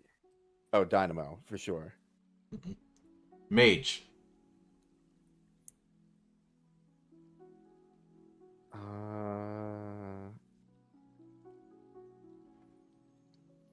Probably Ravager.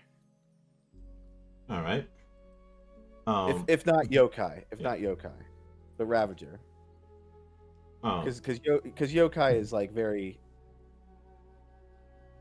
Because that's not like the design of Yokai. That's just the design of the Ifrit Yokai.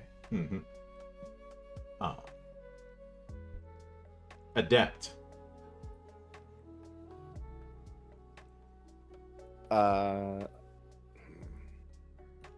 Oh, this one's gonna be hard because I like Illusionist. I like Magic Knight. I like I like Blue Mage. Yeah. Oh, there's too many. There's too many for me to pick with Adept. They're all really good. But I guess if I have to pick one, I'll just say Blue Mage because it's my favorite class. Mm-hmm. And then independent, I'm gonna unfortunately pick Chocobo Knight like everyone else because it's that good. I look at it as I think Chocobo Knight scratched an itch that a lot of people didn't know they had. Yeah. You know, in the same vein that when the Warlord class appeared in D&D 4th edition, the edition I'm supposed to hate according to the people who can't write a check to save their life. Yeah. There were multiple attempts afterward to try and do something like Warlord in 5th edition. All of the official versions didn't work. Like I've seen people say Battlemaster is Warlord, and it really isn't. No. At least it hasn't become that since in the 10 years since. Mostly because well, if I go back and look at even if I have some old issues with my old review of D&D 5th edition, the one thing I will not apologize for was me saying that a lot of elements missed the point of why they were made to begin with. Oh. Like, yes, feats got out of hand in 3rd, but the point of feats was personalization of character. Yeah. So having feats as an alternative to ASI missed the point. Whoops. That's kind of what I mean by the whole missing the point thing. Mm-hmm. Or with the one D&D playtest where they decided to make warlocks into another half-caster, using the excuse of you get more opportunities to cast spells. Except the reason people picked warlock was because of the limited auto-scaling spells they could get back easily. Yeah. Which, making them a half-caster takes that away and even limits the type of casting that they can do. But although just out of curiosity, if I were to have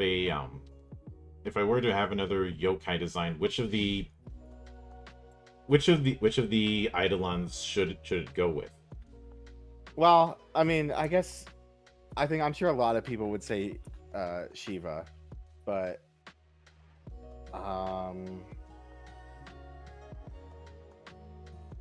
they would say Shiva or Bahamut. I think if you're gonna for Eidolons, I don't think you should do like quote unquote humanoid ones. I don't think you should do Rama. I think you should do the unicorn from 10. You know? Ixion? Yeah, you should do Ixion instead of Rama. I had considered at one point of having a Eidolon of the Knights of the Round, who Right. looked normal, but there was like this mirage of knights armor surrounding them. Oh. It's just I'm not entirely sure how that would work visually. Yeah. But this idea of an image of a knight surrounding them, but it's in this hazy form, in and out, kind of like a mirage in the desert. Yeah, I would say for if you had to do another like woman eidolon, I would say Garuda instead.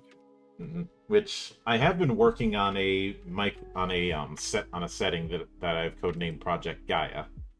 Right. And within them, I do have the eidolons as not necessarily gods, but god machines. That could work.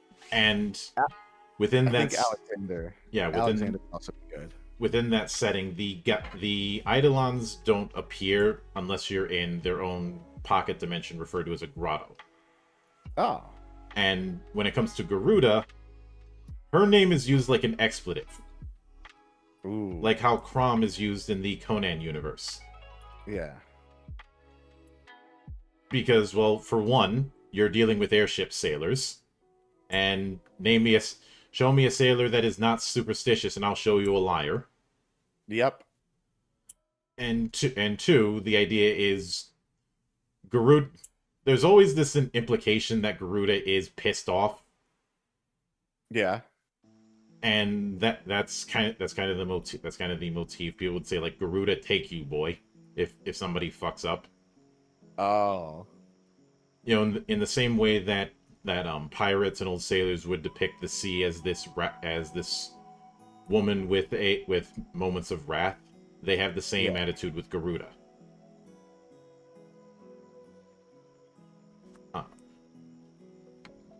Although when I started writing notes and then I watched the anime Knights and Magic for this channel, I ended up realizing that I ripped off that series without realizing it.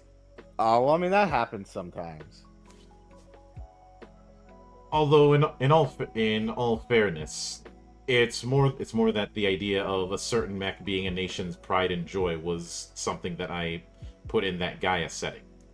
Right. This idea that, because I wanted to go with this idea that that there's no line between magic and technology. They are two parts of the literal same whole.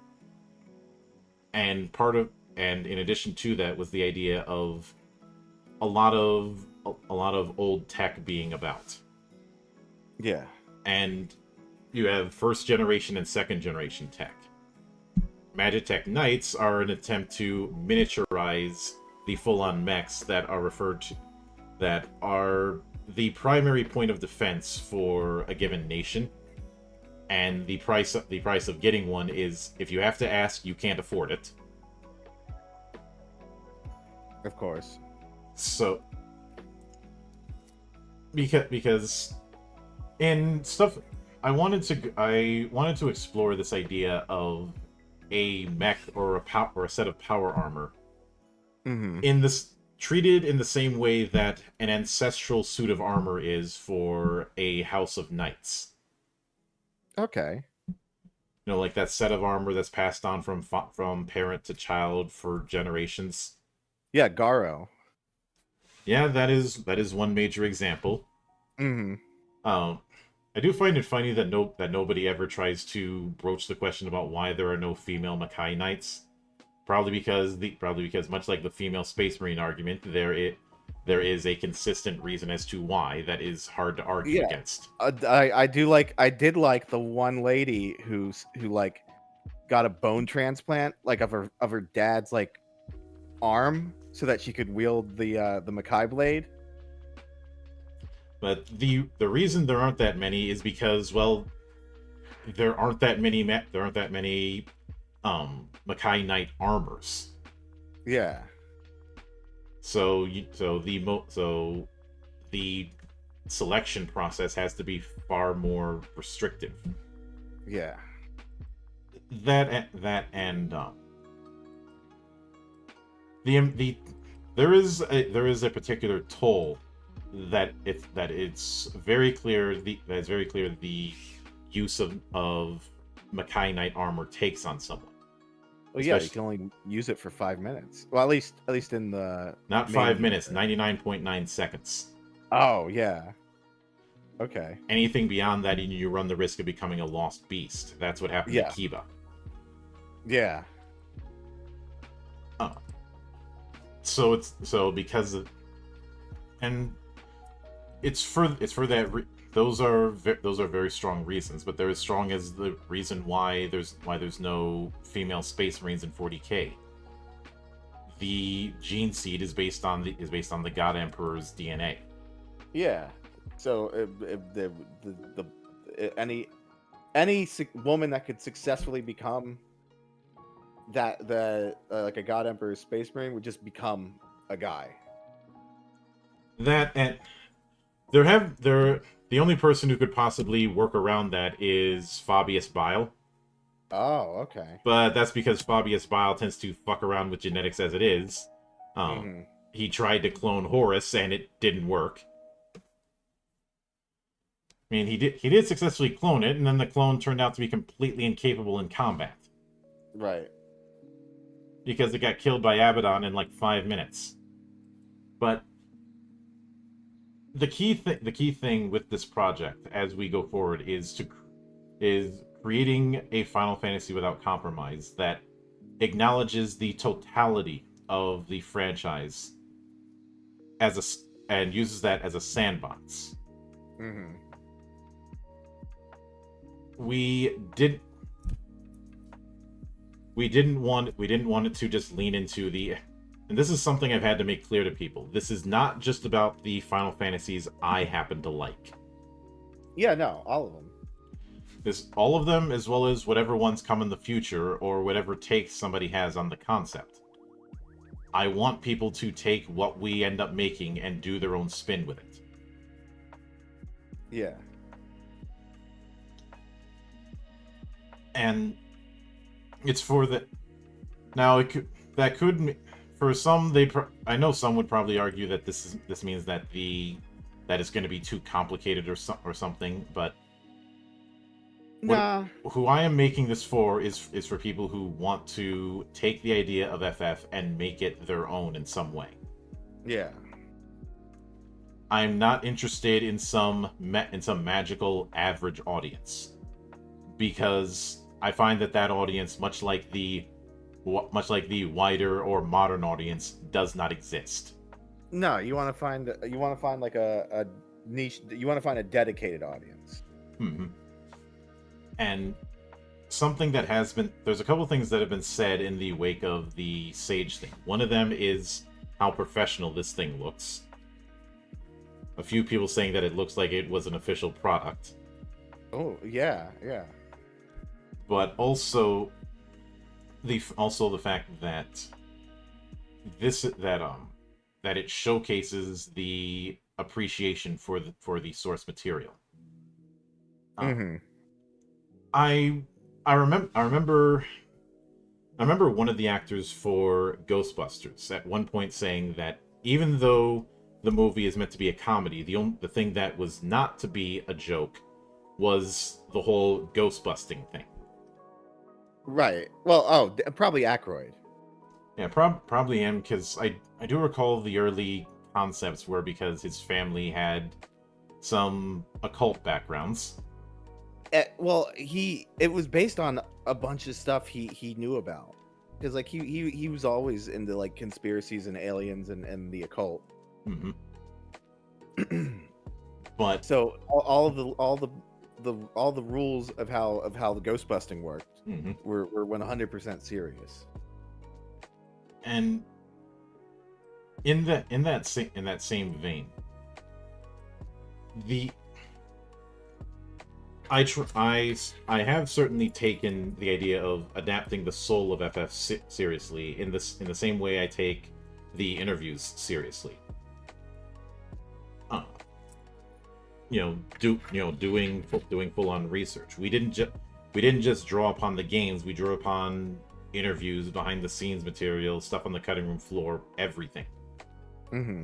Not that we put everything we found in there. I mean, we had a puppet master job at one point as an independent, but by the time we got to it, any niche that it could have filled was filled with some of the other companion jobs, so we scrapped it. Right. that was the only one that we actually cut down because it didn't have a niche to fill, and because of the fact that the Puppet Master only showed up in one game, there wasn't a reason to go any further. Okay, yeah. I mean, some of the other concepts only showed up once, but there were ways around that. This just wasn't one of them. But it is. I know that some will look at this and say that we're too crunchy, but for those people, there are simpler options. Mm-hmm. This is intended to be a crunch medium affair. Okay. And I will admit that people who have less of a TTRPG background will have an easier time because they don't have certain assumptions. Right. Especially if they have a TTRPG background but not a D&D background, they'll probably have an easier time.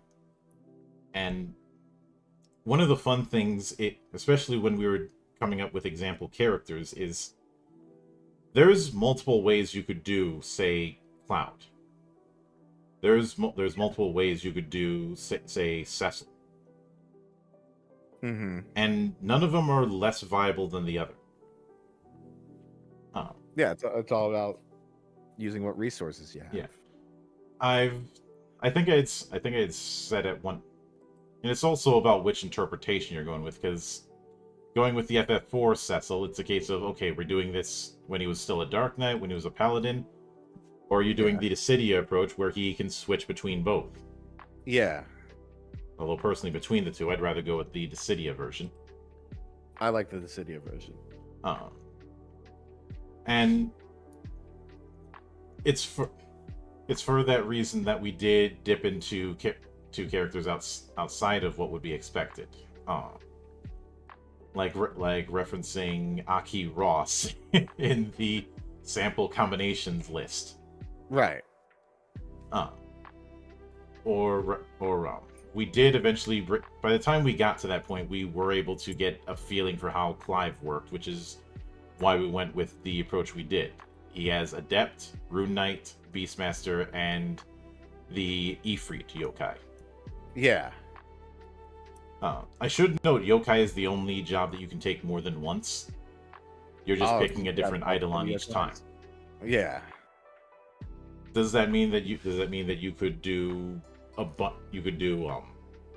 like three different Eidolons at once? Yes, but you can only take one form. You can only adopt one form in combat. Right. Plus, tripling down on yokai is going to bottleneck you. Yeah. I liken it to how in Sword World you can spend all your XP on one class, but it's not advisable to do that. No. Like if you spend all of it on fighter, then anytime you're doing anything outside of combat, you're going to be next to useless. Just relying on a straight 2d6 roll instead of getting any bonuses. Yeah, that would be unfortunate. Yeah. And you can, if somebody does it, I'm not going to stop them. I'm just going to warn them. Yeah. But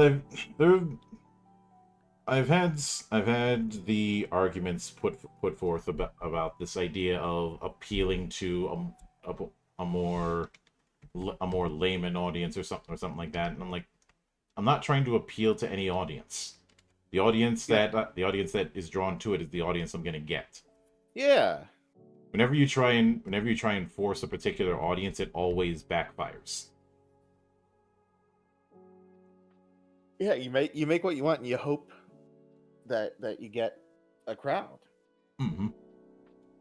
And besides, I wasn't even if I was making this as a commercial product, I would never try and act like I'm gonna be put in the same store shelves as D&D. No. And hell, I did half jokingly say at one point that it would be a dream come true if a booth for this project showed up at Comic-Cat. That would be. But if by some miracle I could afford making the cons for this thing, I would not go to tabletop cons. No, probably not. That probably wouldn't. There is still a stigma in some tabletop communities regarding any game that is drawing upon anime or manga. Oh. It's an unfortunate stigma. It's kind of bullshit. Yeah, well, especially given the Japanese tabletop. Yeah. I have a friend, Vincent of Vindicated Entertainment.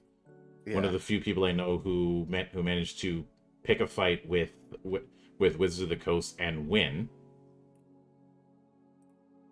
But he had told me a story about how he would with one of his games, Otherworlds, he would bring that to tabletop gaming conventions and get people turning up their nose at it, calling it weeb shit.